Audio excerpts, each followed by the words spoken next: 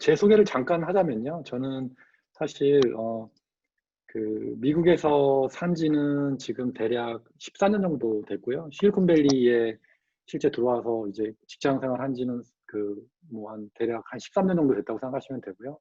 제가 한국에서는 어, 삼성에서 저도 일을 했었고요. 삼성에서 이제 주로 SI를 했어요. 주로 이제 CRM 관련된 여러분들 콜센터 여러분 아시죠? 콜센터에서 이제 전화 받으면 여러분 보기에는 단순한 것처럼 보이시지만 실제 그 내부에서 일어나는 일은 굉장히 많은 일이 일어나고 있거든요. 그래서 제가 이제 그런 시스템 관련돼서 주로 일을 많이 했었고 그래서 데이터베이스나 이런 거에 굉장히 좀 많이 익숙해질 기회가 많았어요.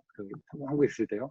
미국에서는 지금은 이제 팔로알토 네트워크스라는 회사에서 다니고 있고요. 팔로알토 네트워크스는 지금 대략 한 직원이 한 8,000명 좀 넘고요. 파이어월을 전문적으로 하는 회사인데 보안 관련된 데이터를 수집을 하고 이걸 통해 가지고 이제 서비스를 개선하는 일을 하거든요. 그래서 저는 이제 그런 쪽에 데이터를 주로 이제 처리하는 쪽에서 일을 하고 있고요. 그 전에는 이제 링크드인 여러분 직장 이제 미국 취업하려고 쓰는 사이트 있잖아요. 거기서 이제 실제 데이터 엔지니어로 일을 했습니다. 자, 그러면 이제 오늘 제가 할 이야기는 대충 이런 이야기를 제가 말씀드릴 거예요. 네. 대략 데이터 기반에 관련 전반에 대한 트렌드와 데이터 레이크 전반적인 것들 그리고 어저께 데이터 처리가 주로 ETL에 대해서 말씀하셨는데 ETL 그러니까 배치의 형태에 의해서 처리하는 걸 얘기하시는데 저는 오늘 리얼타임에 대한 얘기를 좀 더 말씀드릴 거고요. 데이터 플랫폼 변화나 쿠팡 같은 경우가 되게 좋은 사례가 있어서 제가 한번 들고 왔고요. 제가 일했던 링크드인 그리고 아마존의 데이터 활용 사례 같은 것들에 대해서 좀 제가 말씀을 드려보려고 합니다. 자, 그러면 오늘 대략 이 정도의 이야기가 될 슬라이드가 될 것 같고요. 네. 자, 그러면 주로 저한테 이제 데이터 일을 하니까 이런 질문 되게 많이 하세요. 왜냐면 이런 유형의 제가 세미나나 스타트업에 이런 도움을 드린 경우가 있는데 보면 주로 이제 대부분 다 이렇게 질문하세요. 빅데이터 어디서 시작해야 될까요? AI는 어떻게 데이터가 무엇이냐? 데이터 조직은 어떻게 만들어야 되냐? AI와 데이터 사이언스와 데이터 엔지니어링 그다음에 비즈니스 아날리틱스는 어떻게 차이가 있느냐? 추천 엔진 만들어야 되냐? 이런 것들 똑같아요. 질문이 다. 대부분 모든 분들이 지금 여러분이 갖고 있는 고민들 대부분 다 이렇게 생각하세요. 왜냐하면 한국에서 과거에 AI나 데이터에 대한 만능주의가 살짝 솔직히 있는 것 같아요. 제 생각에. 그래서 다들 빅데이터, 다들 AI 하시려고 하잖아요. 그런데 이제 그 이야기 하시는 분들이 그러면 어떻게 하냐에 대한 이야기는 별로 얘기를 안 하시고 주로 개념적인 것만 얘기하셨기 때문에 이런 혼란스러운 게 발생해가지고 제가 이제 주로 이제 기술적인 이야기 위주로 좀 말씀을 드리거든요. 그래서 이제 이런 하둡 이런 이야기, 데이터 어떻게 활용하냐, 이런 것들, 자격증 따느냐 되냐는 것도 많이 질문하시거든요. 진짜 데이터 자격증을 따야 되냐, 이런 질문 하시는데, 이것만 잠깐 말씀드려보면, 자격증이 중요한 게 아니라 실제 할 수 있느냐가 더 중요한 거잖아요. 그죠? 그런 관점을 이해하시면 되고, 심지어 복수 전공을 해야 되나요? 라고 하는 친구도 있어요. 데이터 관련된 복수 전공을 해야 되냐. 근데 굉장히 질문들이 되게 파티큘러한 질문들이 많이 오는데, 제 느낌은 하여간, 데이터를 다룰 수 있는 능력이 제일 중요한 것 같아요. 그래서 오늘 제가 어떤 질문을 하실까 사전 질문을 제가 받아봤는데요. 좀 의외였던 게 뭐냐면 대부분 다 사회초년생 분들이거나 아니면 대학생 분들이 질문하시는 것 같아요. 제가 보기에는요. 그래서 대략 이 정도의 질문을 하시는데 실리콘밸리 어떻게 나와야 될까라는 질문처럼 들려요. 제가 보기에는요. 그래서 제가 혹시나 추가로 질문하시면 제가 구체적인 이야기 좀 말씀드리겠습니다. 영어를 어떻게 해야 되냐, 구체적인 것도 되게 많아요. 근데 실리콘밸리 나오냐, 어저께도 말씀하셨는데 나오냐 안 나오냐의 문제가 아니라 실제 내가 어떤 역량을 갖고 있느냐, 그리고 무엇을 할 수 있느냐에 대한 문제 같아요. 그래서 그거는 제가 그런 식으로 답변을 대체를 하겠습니다. 그래서 뒤에서 조금 더 이제 얘기하면서 제가 말씀을 드리겠습니다. 사실 제가 인턴십 같은 프로그램들을 많이 운영해요. 제가 지금 한 3년 정도 운영을 했는데, 그래서 한국에 있는 대학생들이 실리콘밸리 스타일의 어떤 엔지니어링 문화를 경험할 수 있도록 인턴십 같은 걸 도와주거든요. 그런 프로그램을 통하다 보니까 특히 이제 지금 청년들이나 학생들이 어떤 고민을 갖고 있는지를 많이 듣거든요. 그래서 제가 그런 관점에서 혹시라도 질문을 하시면 제가 좀 답변을 드리도록 하겠습니다. 자, 그러면 이제 시간이 지금 제법 흘렀는데요. 빅데이터 이야기부터 한번 해보죠. 사실 여러분들 빅데이터는 여러분들 어떻게 생각하냐면 이게 뚱딴지처럼 갑자기 튀어나온 걸로 다 생각하세요. 근데 제가 판단하기에는요, 이거 없던 거 아니에요, 여러분들. 이거 제가 20년 전에 한국에서 일할 때요. 제가 직장생활 처음 시작하고 할 때 다 있었어요. 다 똑같이 했던 거예요. 그리고 지금 하는 거하고 옛날 했던 거하고 차이가 많이 나냐? 또 그런 질문하시면 차이도 별로 안 나요. 예. 그러니까 옛날에 했던 그 데이터 처리나 지금 제가 하고 있는 데이터 처리가 크게 다르지 않다는 거예요. 그러니까 달라진 건 뭐냐면 데이터 볼륨이 커졌어요, 이제. 데이터 양 자체가 커졌기 때문에 그거를 과거의 레거시 그 시스템에서는, 과거의 그런 시스템에서는 뭐 데이터 용량 자체가 뭐 한 많아봐야 100기가, 100기가면 굉장히 큰 거예요. 그죠? 당시만 해도. 근데 뭐 적으면 한 뭐 1, 2기가 정도 했다라면 지금은 그냥 뭐 테라바이트, 펩테라바이트는 그냥 넘어가잖아요. 그러니까 그 데이터의 볼륨만 커졌을 뿐이지 실제로 옛날부터 다 있던 거예요. 그러니까 옛날에 그거를 잘 했으면, 옛날에 그 스킬셋을 갖고 있었으면 지금 빅데이터를 처리하는데 아무 지장이 없더라고요. 제가 보기에는. 제가 지금 그 한 10년가량 2010년도쯤부터 실제로 데이터 관련된 일을 많이 했는데 거의 그런 것 같아요. 제 느낌상. 그러니까 데이터라는 게 뚝딱처럼 갑자기 튀어나온 게 아니다. 네, 그런 말씀을 드리고 싶고요. 그리고 어, 제가 이 슬라이드는 뭐냐면 이제 여러분들 데이터를 생산해서 뭐를 만든다라는 것과 데이터 엔지니어링과 데이터 사이언스와 쌀을 생산해내는 이 과정이 너무 흡사해요, 여러분들. 그러니까 여러분들 제가 시골에서 어렸을 때 저 컸거든요. 저 충청도 저기 대천에 있는 바닷가는 아니고 좀 안쪽에 들어가서 쌀 농사를 지었어요, 저희 집이요. 근데 농사를 짓는 것과 이 데이터 엔지니어링이 완전 동일해요. 그러니까 AI가 이 쌀 농사 지어가지고 그 수확하는 것과 너무 똑같은 거예요. 네, 그래서 제가 그 관점에서 잠깐 말씀드려볼게요. 네. 지난번에 들으신 분들은 조금 이제 그때 이거 했던 이야기라고 생각하실 수 있는데요. 예, 들어보세요.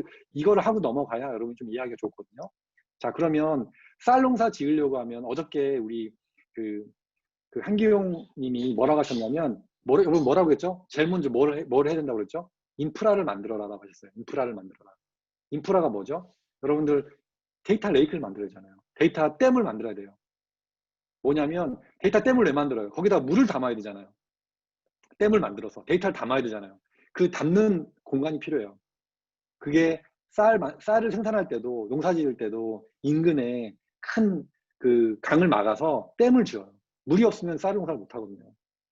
그죠? 그래서 이 데이터를 모으기 전에 처음에 시작해야 되는 게 댐을 만드는 거예요. 그래서 데이터 댐을 만드는 겁니다. 그래서 데이터를 수집하는 거고요. 이런 컴퓨터들을 여러 개 연결해가지고 대용량으로 구성하는 거죠. 데이터를 대용량으로 구성하고 이 이름이 데이터 레이크, 데이터의 호수다, 데이터 댐, 뭐 이렇게 표현하죠.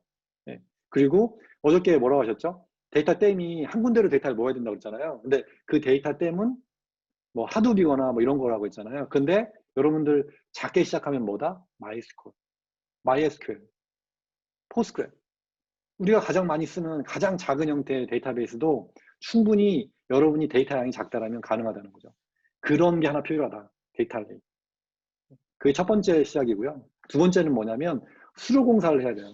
뭐냐면 이제 물을 모아요. 댐에 모았으면 그거를 이제 그 농경지가 있는 내 논이 있는 근처에 저수지로 물을 보내야 돼요. 왜? 댐에서 바로 저수지에서 바로 물을 보내진 않잖아요. 그러니까 그 저수지로 보내야 되는데 그 저수지를 보내는 수로 공사가 굉장히 중요해요. 이 데이터 엔지니어링에서는. 왜? 데이터 엔지니어링은요, 기본적으로 인프라 레이어가 있으면 데이터를 줄이는 거예요. 그래야 의미가 나와요. 데이터를 큰, 뭐, 펩테라바이트 데이터를 테라바이트로 줄이고, 테라바이트 데이터를 기가바이트, 뭐, 메가바이트로 줄여야 되는 거예요. 그 줄이는 과정 하나하나가 데이터를 다 이전하는 거예요. 그래서 이런 데이터를 옮겨야 되는 작업이 필요한 거죠. 그러니까 뭐 예를 들자면 여러분이 하는 간단한 그런 작업에서 만약에 학생들이 하는 간단한 작업이라고 그러면 마이스컬 하나에서 데이터를 막 모아가지고 줄여가지고 데이터를 다른 마이스컬로 옮긴다거나 그 내부에서 데이터베이스 내에서 다른 데를 하나 또 저장하는 거죠. 테이블 만들어서. 그런 것처럼 하는 건데 큰 시스템에서는 이런 걸 수로를 만들어요. 그래서 카프카나 뭐 이런 걸 써가지고 데이터를 여기에서 A에서 B로 옮기는 이런 수로를 만들어줘요. 용량 큰 걸로 해가지고 만들어주죠. 그러니까 우리 몸으로 따지면 혈관 같은 거예요. 그런 거를 설계하죠. 댐이 있으면 이 물을 저수지로 보내기 위해서, 인근에 있는 저수지로 보내기 위해서. 그래서 이제 저수지로 물이 가게 되죠. 우리가 저수지를 뭐라고 한다? 데이터 웨어하우스. 어저께 데이터 웨어하우스를 기용님이 뭐라고 하셨냐면, 그런 빅데이터, 데이터 레이크에서 그 데이터 사이언티스트나 데이터 엔지니어, 아니면 비즈니스 아날리스트가, 그 아날리스트가 원하는 그 데이터셋을 한 군데다 모아놓는 거라고 말씀하셨어요. 그래서 그 사람들은 그 안에서 이제 그 데이터를 슬라이스 앤 다이스하고 이제 그 애글리게이션도 해보고 막 조작해보는 거예요. 그런 공간이 데이터 웨어하우스를 만들어주죠. 그게 이제 그러니까 논에 있는 근처 저수지를 만들어주는 거라고 생각하시면 돼요. 저수지에 필요한 것만 딱 모아다가 딱 모아놓는 거예요. 그러니까 예를 들자면 내가 온라인 서비스를 운영하고 있다. 그러면은 최근 결제한 사람들의 목록, 그리고 회원 전체 목록, 이런 거 필요하겠잖아요, 데이터. 그죠? 그런 거를 데이터 렉에 저장하는 겁니다. 그래서 그런 거를 뽑아서 이제 우리가 옮기는 거고, 그 옮기는 과정 하나하나에 ETL이라는 과정이 들어가죠. 데이터를 옮겨야 되니까. 어저께 기용님이 말씀하셨는데, extract, transform, loading 한다고 하잖아요. 그래서 데이터를 A에서 B로 옮기는 과정이 필요한 거죠.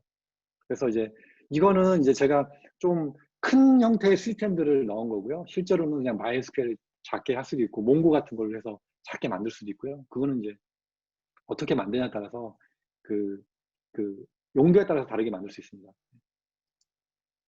자, 그러면 이제 마지막 단계죠. 데이터를 다 모았어요. 저수지에도 모았고요. 그러면 이제 어떻게 된다? 우리가 이거를 사용해서 뭔가를 만들어야 되잖아요. 그러려면 뭘 해야 되죠? 데이터에 노이즈가 많아요. 불필요한 데이터가 많죠. 노이즈 제거를 해야 되죠. 제거하고 최종 단계에 가서 가공을 해야 돼요. 비주얼라이제이션을 하는 거죠. 왜냐하면 디스플레이 할 수 있게 차트를 만드는 거예요. 차트를 왜 만들어야 돼요? 라고 하는 분들 되게 많아요. 이게 왜 중요해요? 라고 저한테 물어본 사람 되게 많아요.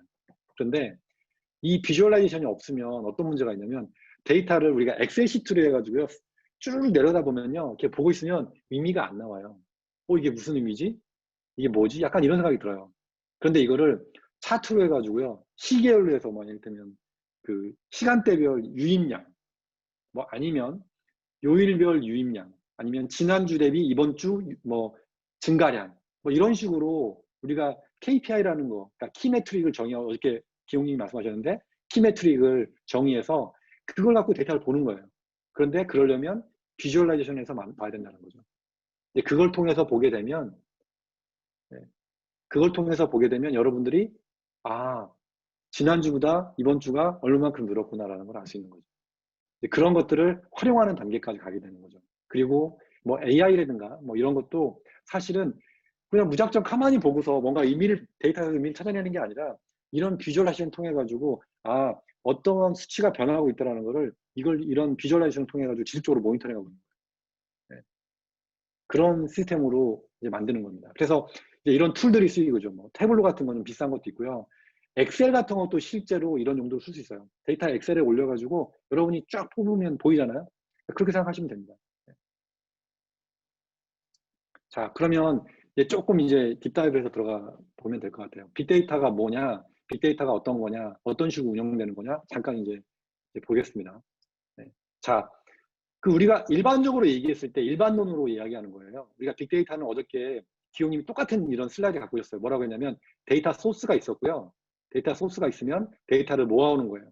데이터에 온라인에서 발생한 트래픽에 대한 그런 거, 누가 온라인에 결제했는가, 이런 데이터, 이런 것들이 시스템 내에, 우리 회사 내에 굉장히 다양한 형태로 데이터가 분류가 돼 있어요. 그러면 인젝션 하는 게 데이터를 모아오는 거예요. 모아가지고 막 처리를 해요. 그래서 데이터를 저장해요. 여기다가 저장을 하고요. 그 다음에 분석하는 거예요. 분석을 돌려서 화면에 보여주는 거죠. 이 분석한 거를 AI가 쓰기도 하고 비즈니스 쪽에서 쓰기도 하고요. 이거는 어디에 있는 건지 아세요, 이게? 마이크로소프트의 애저에 들어가 있는 이 기술 레이어예요. 제가 거기 있는 거 가져왔어요. 이게 표준이라기보다는 일반적이라는 얘기예요. 밑에 거는요, 아마존 AWS예요. 그냥 다 제공해요, 똑같이. 여기도 똑같아요. 데이터가 존재해요. 데이터에다 모아요. 모으면 스토리지를 모아가지고 프로세싱 해가지고 인젝스트 해가지고요. 여기다가 분석하고 화면을 보여주는 거예요. 이거는 다 똑같아요. 구글도 똑같이 이렇게 다 제공돼요. 그래서 지금은 옛날에 2010년도만 해도 제가 처음 이제 이런 쪽에 접하고 이제 실리콘밸리에서 이런 쪽에 일을 할 때 실제 이렇게 딱 정의되어 있지 않았어요. 그런데 한 몇 년 전부터 이게 정의가 되더라고요. 그게 이거예요. 제가 이제 이거 제가 만든 표인데 이건 그냥 제가 살면서 느낀 거예요, 이게. 2012년도 이전까지는요. 사실 야후 어저께 한기용님이 다녔던 그 야후가 이 하둡의 발전에서 가장 큰 기여를 한 실리콘밸리 기업이에요. 하둡이라는 게 2010년도 이전까지만 해도 일반 회사들에서는 쓰기가 어려웠어요. 왜냐하면 이게 단순하지가 않았거든요. 그리고 너무 에러가 많아요. 너무 에러가 많고 사람이 들어가서 일일이 다 오퍼레이션 해줘야 돼요. 그리고 여러분들 이런 생각하죠. 와, 그래도 하둡은 워낙 많이 들으셨으니까 하둡이 굉장히 이렇게 사람들이 생각하기에 와, 하둡은 정말 크고 뭔가 되게 잘 될 것 같아 생각하시잖아요. 여러분들 아니에요. 하드웨어에다가 데이터를 넣는 순간 그거 넣고 빼는 거 빼는데 정말 정말 힘들어요. 그리고 돈도 정말 많이 들어요. 하드웨어란 게 그런 시스템이에요. 사실은. 그래서 최근에 실리콘밸리 기업들이 하드웨어 잘 안 쓰려고 그래요. 네. 어저께 말씀하실 때도 그 한경님이 제일 좋아한다는 게 구글의 빅콜이라고 하셨어요. 왜? 하드웨어 넣으면요. 하드웨어 머리 아파요. 아주. 네. 하드웨어 이 만능이 절대 아니거든요. 빅데이터에서. 네. 실제로 이제 그런 말씀 드리고 싶고, 그리고 이때 뭐 HBase라든가 뭐 페이스북도 굉장히 많은 이제 기여를 했거든요. 처음엔 야후가 제일 많이 기여를 했고, 그 다음에 제가 보기에는 페이스북이나 링크드인, 구글 이런 회사가 굉장히 많이 기여를 했어요. 이 빅데이터 마켓에서. 네. 그래서 이런 HBase나 카산드라 뭐 다 이게 구글 아니 페이스북이 만든 거잖아요. 빅쿼리는 구글이고요. 몽고, 노스코 이때부터 이제 이게 나오기 시작했고요. 실제 데이터를 이제 모으는 게 돼요. 모았으면 뭘 해야 된다? 쓰려면 맵리듀스라는 걸 해가지고 애글리게이션, 그룹 바이를 해야 되잖아요. 우리 그 데이터베이스에서. 그러니까 데이터를 슬라이스 앤 다이스 해가지고 썸머리를 봐야 되는 거죠. 그런 걸 하기 위해서는 데이터 처리를 해야 되잖아요. 그런 게 이제 맵리듀스가 이때쯤부터 조금 많이 이제 기술들이 일반화되기 시작했고 2014년도부터 실제 처리하는 거, 뭐 카프카도 그 중에 하나고 링크드인이 만든 쌈자, 스톰, 뭐 플링크 한국어 많이 쓰죠. 이런 거 플링크라든가 이런 거. 그 다음에 빔 이런 것들이 실제 이제 이때 나오기 시작했고요. 2015년도에 데이터를 모으고 처리하고가 됐어요. 그럼 뭐 해야 되죠, 여러분들? 데이터를 봐야 되잖아요. 그래서 이때 2015년도부터는 비주얼레이션이 굉장히 핫한 마켓이었어요. 네. 그리고 2017년도에는 유럽의 GDPR 이런 게 나오면서 메타데이터를 어떻게 관리할까? 왜냐하면 메타데이터는 뭐냐면 데이터가 어디에 있고 누가 소유하고 있고 이런 것들을 다 관리를 해줘야 돼요. 데이터가 커지면. 그런 것들을 GDPR이란 유럽에서 데이터 레귤레이션이 이걸 요구하거든요. 그래서 이게 좀 일반화되기 시작했고 2019년도부터는 이제 AI니 뭐 텐서플로우 실제 여러분 보시면 알겠지만 이게 나온 지가 별로 안 됐어요. 이런 큰 데이터 시스템 자체가. 네. 그래서 옛날에는 이런 식으로 단순한 그런 하도 형태였다면 지금 이렇게 굉장히 다양한 플랫폼들이 클라우데라라고 하는 여러분들 패키지 있잖아요. 클라우데라를 다운받으면 클라우데라를 깔면 대충 이런 패키지가 다 가질 수 있잖아요. 여러분들 요즘에 웬만하면. 그죠? 그래서 그런 식으로 발전하고 있다는 걸 좀 말씀드리고 싶고요. 자, 그럼 여러분들 빅데이터는 뭐냐? 그러니까 이거예요. 제가 보기에는 이게 지금 실제 빅데이터를 하기 위해서 AI를 하기 위해서 아니 뭐 데이터 엔지니어링을 하든 뭐 비즈니스에서 쓰는 모네타이제이션이니까 뭐 돈을 만드는 일을 하든 제품을 만드는 일을 하든 데이터를 뭔가를 한다라고 하면 이런 식으로 이런 게 꼭 필요하더라고요. 이게 뭐냐면 코끼리 커다란 코끼리 한 마리가 있는데요. 이 코끼리를 그냥으로는 쓸 수 있는 데가 하나도 없어요.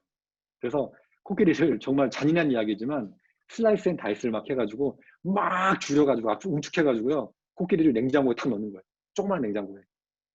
네. 그게 실제 데이터 엔지니어링에서 가장 많이 일어나는 일이에요. 그래서 그러려고 하면 처음에는 데이터를 모으고요. 데이터를 막 옮기고 저장하고 한 다음에 변환하고 데이터를 막 확인을 해요. 한 다음에 데이터에 레이블링을 하는 거죠. 레이블링. 데이터가 이게 뭔지 막 우리가 일반적으로 붙이는 것처럼 레이블링을 붙이고 그 다음에 썸머리를 만들어가지고 지난주에 얼마나 사람이 들어왔고 이번 주에 얼마나 사람이 들어왔고 시간대별 사람이 어떻게 들어왔는지 이런 것들을 애글리게이션을 막 처리한 다음에 여기에 이제 그 트레이닝 데이터셋들도 데이터 모델도 막 만들고 해가지고 이제 그런 처리를 하는 거죠. 그 다음에 이거를 러닝 시키고 옵티마이징 시키는 거예요. 그래서 뭐 어저께 말씀드렸던 A/B 테스팅. 요즘에는 A/B 테스팅이라는 얘기보다는 익스페리멘탈, 뭐 실험적인 테스트 환경이라고 얘기하거든요. 익스페리멘탈 환경도 만들고 그래서 뭐 알고리즘도 머신러닝 알고리즘 만들고 해가지고 결국에는 이렇게 AI나 딥러닝 쪽으로 넘어가는. 실제 그 AI 한다고 하는데 실제 AI를 하는 회사가 많지는 않은 것 같아요. 사실 옛날에 했던 뭐 그냥 단순히 데이터 마이닝 정도 했던 거를 요즘엔 다 데이터 AI라고 해요. 네.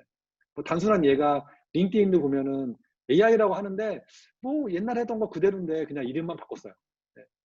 네. 그렇더라고요. 그래서 그런 식으로 이제 가고 있다는 좀 말씀드리고 싶어요. 그래서 이게 지금 보면 여기 보면 뭐 클리닝이나 뭐 이런 되게 많은 것들이 있거든요. 근데 여러분이 처음에 시작하실 때는 저희 모으고 데이터 분석하는 정도밖에 안 해요. 대부분 다.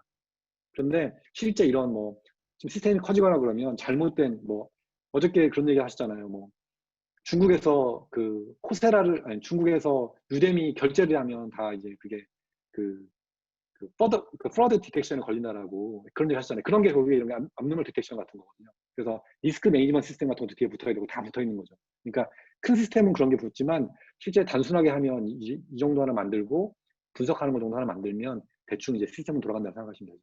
제가 쿠팡의 예를 들어서 그게 어떻게 했는지 제가 잠깐 말씀드려보도록 하겠습니다. 자, 그래서 아까 데이터 레이크를 잠깐 이제 말씀드렸는데 데이터 레이크 이게 우리가 생각하기에는 뭐 그냥 데이터 만들어서 데이터 넣으면 되지 이렇게 생각하시거든요. 근데 이게 데이터 레이크 저도 그렇게 생각했어요, 솔직히 얘기하면. 근데 이게 단순하지가 않더라고요. 제가 실제 이제 링크드인 같은 경우에는 데이터 엔지니어링 하는 사람이 거의 뭐 한 1000명이 넘어가요. 데이터만 만지는 사람이. 그렇다 보니까 이게 단순한 문제가 아니에요. 데이터 양 자체가 많아지니까. 그래서 이거를 어떻게 했냐면 주로 이제 이런 식으로 만들어요. 이제 보시면 올랩 OLTP라고 하죠. OLTP. 이제 그 OLTP는 트랜잭션 데이터베이스잖아요. 그러니까 여러분들 뭐 온라인 결제가 이루어지고 있는 것들 아니면 주문이 막 들어오고 있는 거, 제품 정보가 들어있는 그런 데이터베이스 이런 거 OLTP라고 하잖아요. 이런 데 있는 데이터들 기업에 있는 엔터프라이즈 데이터베이스들 아니면 뭐 온라인 서비스 같은 경우는 실제 고객이 들어오는 그 로깅, 그 기록들, 클라우드에 들어가 있는 다양한 정보들 이런 것들을 막 모아요. 파일도 모아오고 데이터베이스도 모아오고 뭐 ETL을 하는 거죠. 데이터를 끌어다가 놓고 스트리밍은 뭐냐면 실시간을 처리하는 거예요. 들어오면서 바로바로 들어오는 거죠. 여러분이 핸드폰을 쓰면 이 핸드폰의 이 기록이 바로바로 구글로 날아가거든요. 페이스북에 날아가거든요.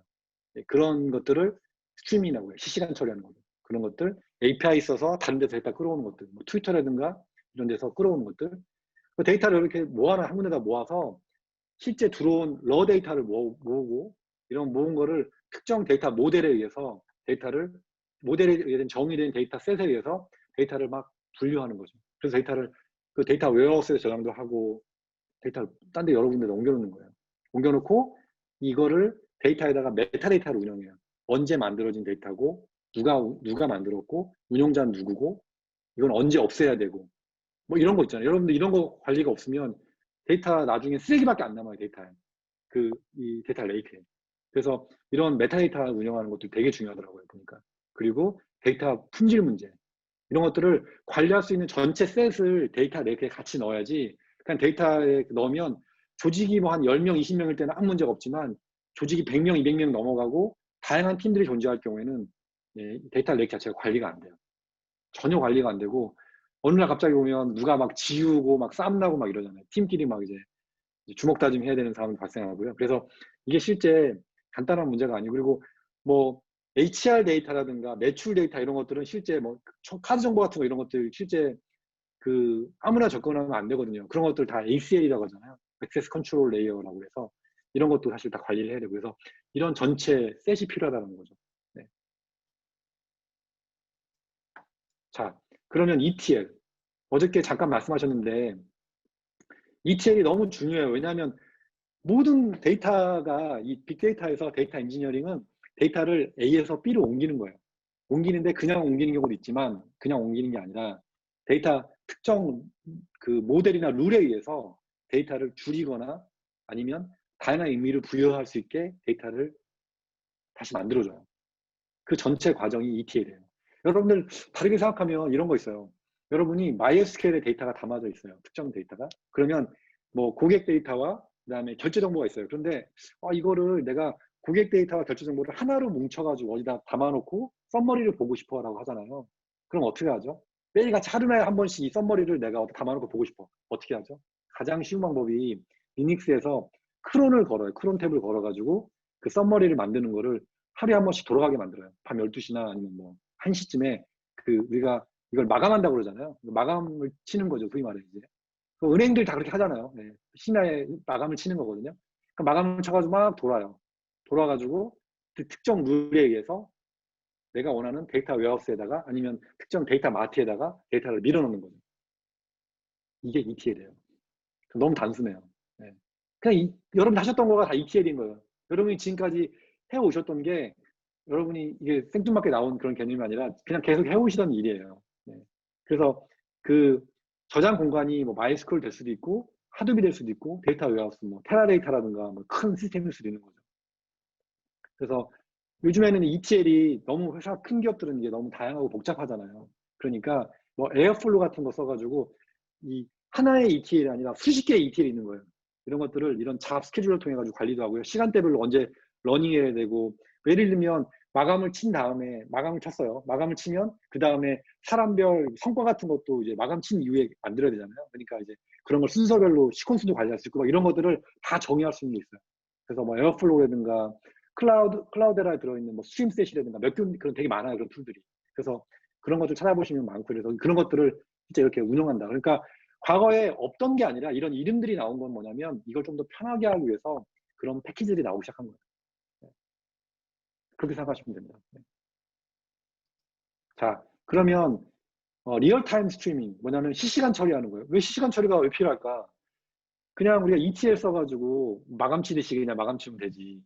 그런데 실시간 처리하는 것들이 생겨나기 시작했어요. 예를 들어 이런 게 있어요. 여러분들 어, 스마트폰으로 뭔가를 찾아요. 여러분 지금 신발이라고 찾았어요. 만약에 구글에서 신발이라고 찾았어요. 그러면 그 찾는 순간 구글은요, 여러분이 조금 전에 무슨 짓이라고 얘기하면 될까요? 무슨 짓을 했는지, 무슨 비헤이비어를 했는지, 무슨 행동을 했는지를 딱 알아내요.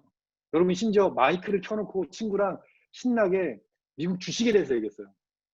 아니면 뭐 그 다른 이야기를 정치 이야기를 막 해요. 뭐 그렇잖아요, 그죠? 뭐 그러면 갑자기 한 몇 분 뒤에 페이스북을 들어가든 아니면 유튜브에 들어가면요, 갑자기 광고가 그 연관된 게 떠요, 갑자기. 그거 어떻게 했을까요, 여러분들? 네, 이 실시간 철 때문에 그래요. 여러분이 검색하는 순간, 아니 여러분 말하는 순간, 구글이나 페이스북은 다 듣고 있어요, 여러분이 무슨 이야기를 하고 있고, 무슨 행동을 하고 있는지. 그래서 이게 실시간으로 날아가요. 그래서 서울에 사는 강남에서 신발을 검색한 남성은 뭐에 반응하더라는 것을 알아요. 왜? 애들은 광고 캠페인 회사니까, 구글이나 페이스북은. 그래서 바로 대응하죠. 바로 신발 아디다스 광고나 뉴발란스 광고 같죠. 바로. 네. 기가 막히게 알아요. 그런 것들을 가능하게 하는 기술이에요. 실제 예전에는 이게 굉장히 어려웠어요. 이게 한 5년 전쯤부터 이게 완전히 쉬워졌는데, 그전에는 굉장히 어려웠어요, 이 기술이. 그런데 이제는 이런 식으로 데이터 트랜잭션이나 로그나 이런 것들을 쫙 모아가지고 실시간으로 쫙 이벤트를 보내요, 여기다가. 그럼 얘가 딱 받아가지고 처리를 해요. 우리가 데이터 만들어 놓은 모델 있잖아요. 데이터 사이언티스트라든가 엔지니어들이 만들어 놓은 모델에 의해서 막 분류를 해. 그래서, 서울에 사는 이 사람이 이렇게 반응할 거다라고 다 알기 때문에 광고를 탁 어플리케이션에다 보내주는 거예요. 그럼 광고가 탁 나가는 거죠. 그러니까 이게 그 기술이에요. 단순한 이게 광고 때문에 굉장히 많이 쓰는데, 자, 이런 거예요. 이게 모 SK에 되게 높으신 분인데, 저랑 페이스북 친구분이세요, 이분이. 근데 어느 날 이걸 올리셨어요. 그래서 제가, 바로 이거다. 그리고 제가 바로 캡처를 했어요. 이게 뭐냐면, 이분이 양초를, 한동안 뭐 고대 총학에서 양초 얘기가 있었잖아요. 그래서 이분이 이거를 양초를 눌러봤대요. 그러니까 양초를 검색했다나 뭐 고대 총학 관련된 거를 클릭을 했는데, 거기 양초라는 얘기가 있었어요. 그러니까 갑자기 페이스북에 갔는데 G마켓 양초 광고 같은 거예요. 예.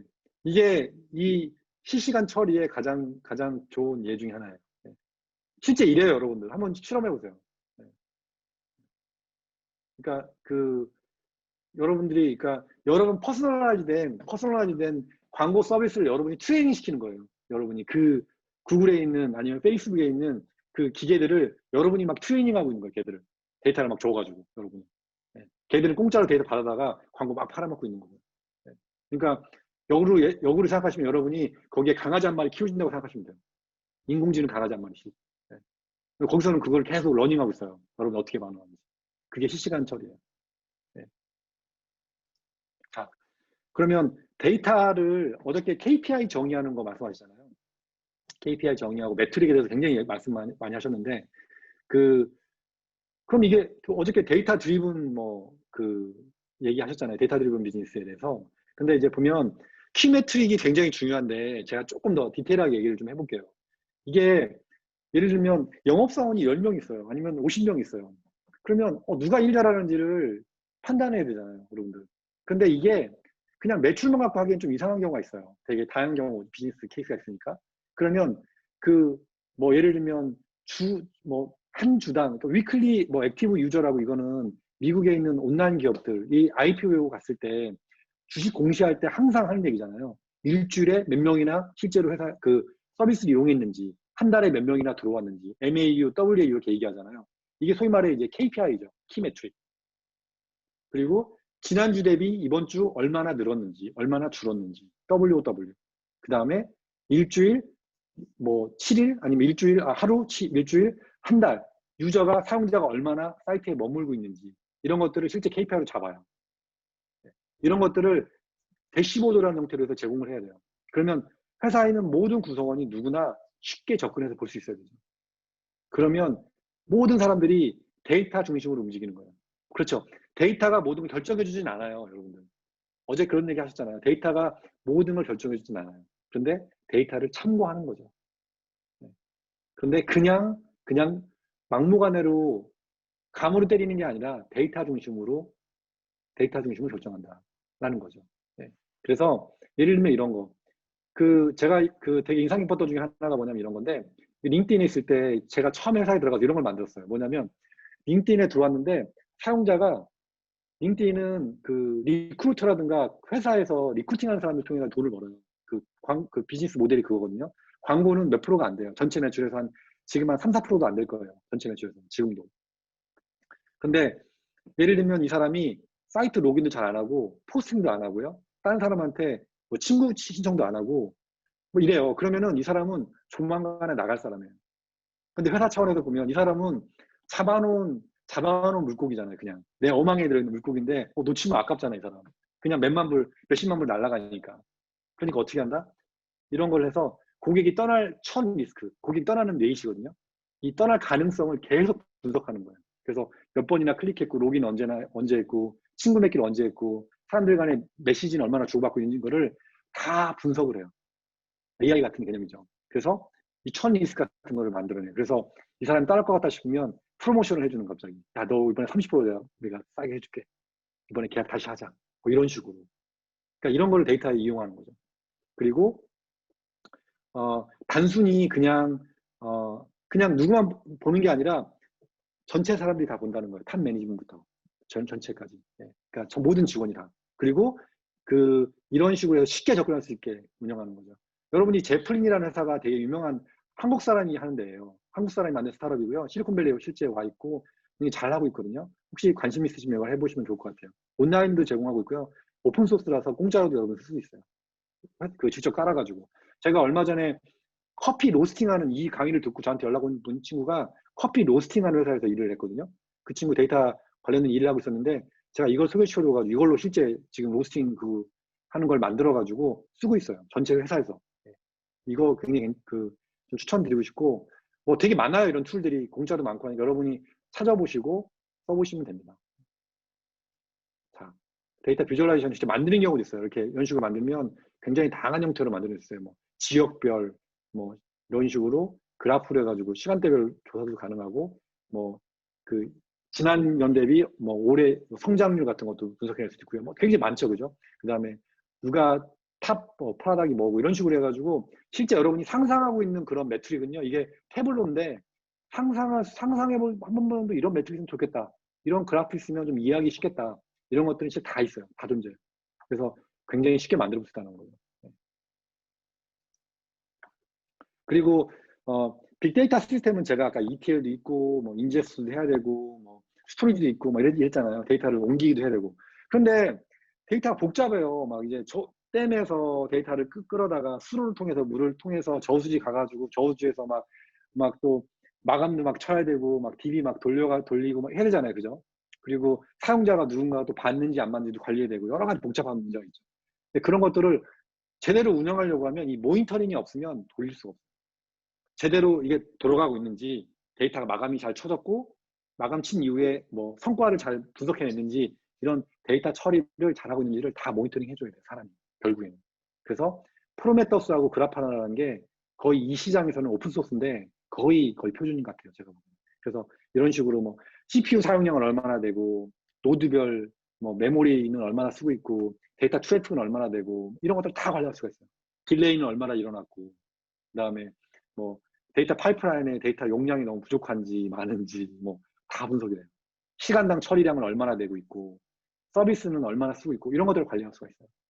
그러니까 우리가 이런 형태의 인프라를 갖추지 않으면 데이터를 운영하기가 참 어려워요. 그래서 여러분들이 이런 거 SLO라고 하잖아요. SLN이 인프라 쪽에서 쓰고 있는 거고, SLO는 서비스 매트릭, 그러니까 서비스 레벨을 만드는 거라서 얼마만큼 운영이 잘 되고 있는지를 이런 정의해가지고 실제 이제 운영도 하고 있고요. 그래서 뭐 P99이나 뭐 주로 이제 P9을 많이 쓰죠. 상위 10%를 버리고 이제 보는 거예요, 데이터를. 왜냐하면 익셉션한 케이스가 많이 있으니까.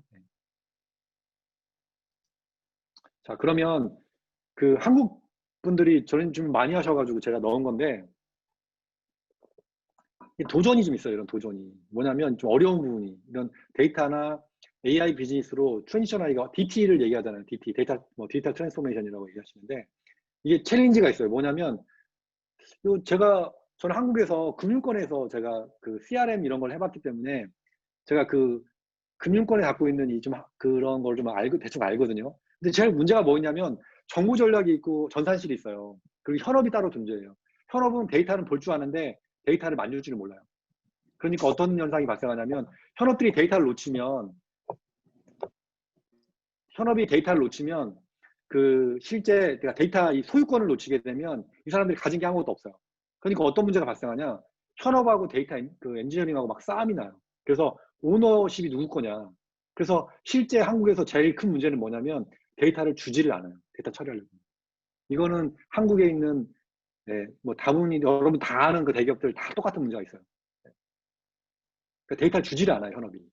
그래서 데이터를 받으려면 전산실에 그 팀장님이나 아니면 그 정도 되는 급의 최고위분이 가셔가지고 정말 빌어야 줘요. 우리가 이거 갖고 딴짓 안 할게요. 이러면서.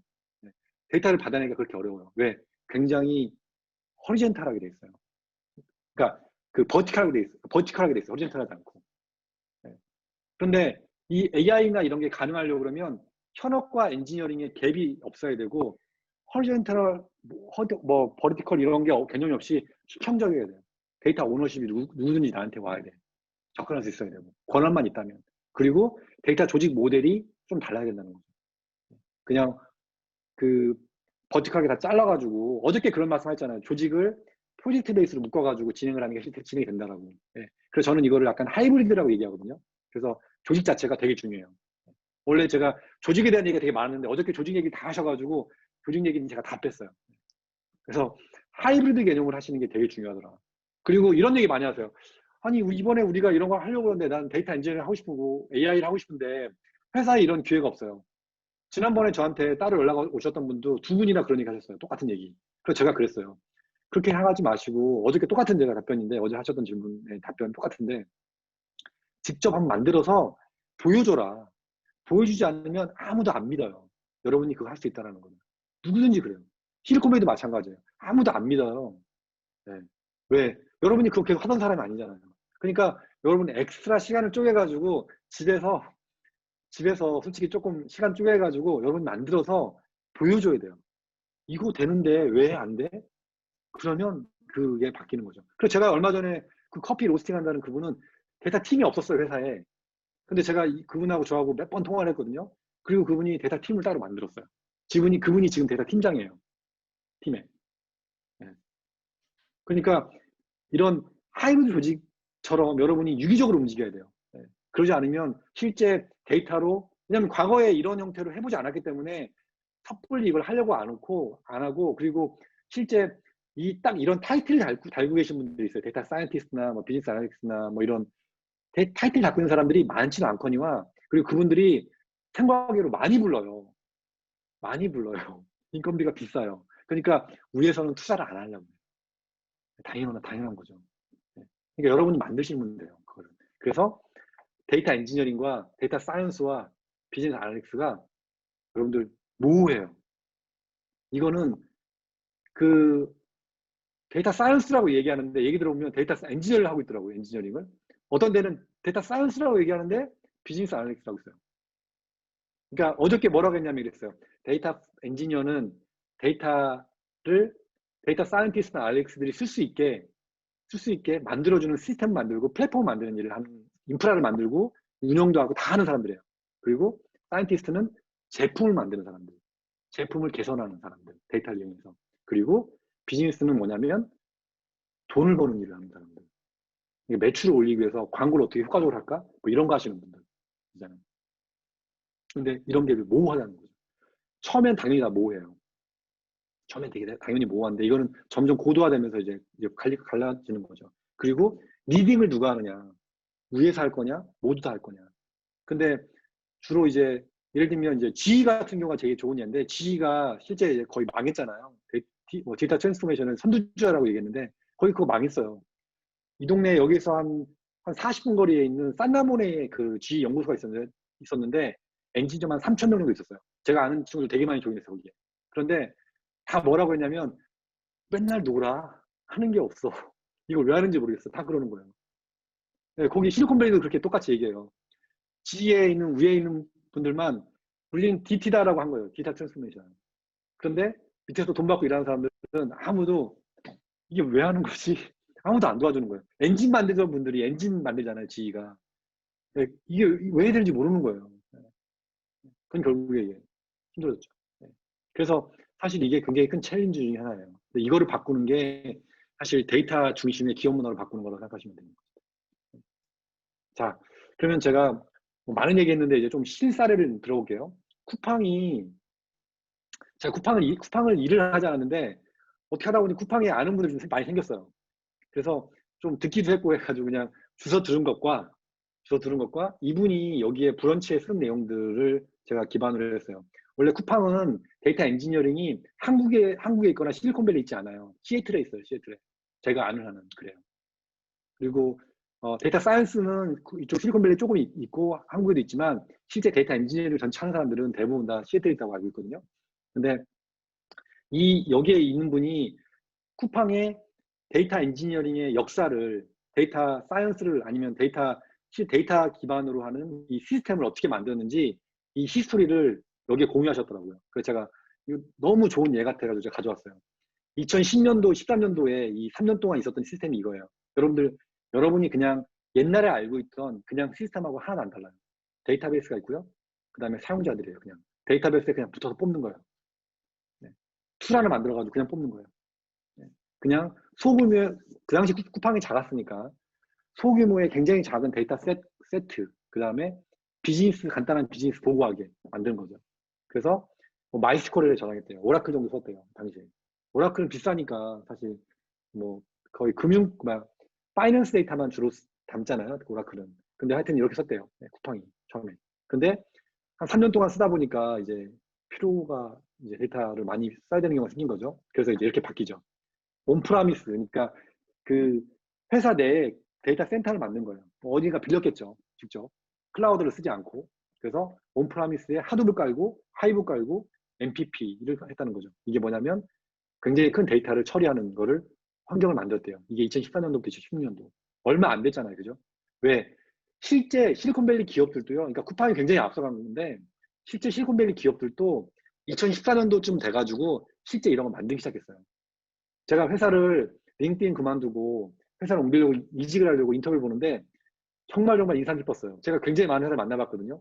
여러분 들으시면 다 알만한 사람들인데 이제서야 그걸 하고 있는 거예요. 링크드인에서 그거 한 5년 동안 했던 일을 이제서야 시작도 안 했어, 다른 회사들. 그거 이제 시작하고 있더라고요. 깜짝 놀랐어요. 네. 근데 그런 데가 되게 많더라고요. 근데 쿠팡도 굉장히 앞서간 거죠. 이때쯤에 벌써 했으니까 이거는.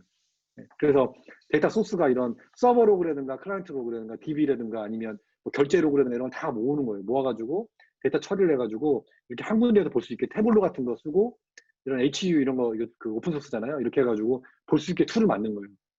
이때부터 하둡 기반으로 데이터를 한 군데로 모은다는 컨셉이 실제 만들어진 거죠. 회사가 커졌으니까, 트래픽이 많아졌으니까. 그래서 이제 이때부터는 그 일일 활성, 그러니까 일일 액티브 유저, 그러니까 일일 액티브 유저 사용자 수가 너무 늘어가지고 거의 10배가 늘었대요. 그래서 그 기존에 쓰던 이 쿼리 기능으로는 이런 거를 지원할 수가 없어가지고 이제 이걸 만들기 시작했다는 거죠. 너무 많아지니까 데이터. 그런데 이 시스템이 문제는 그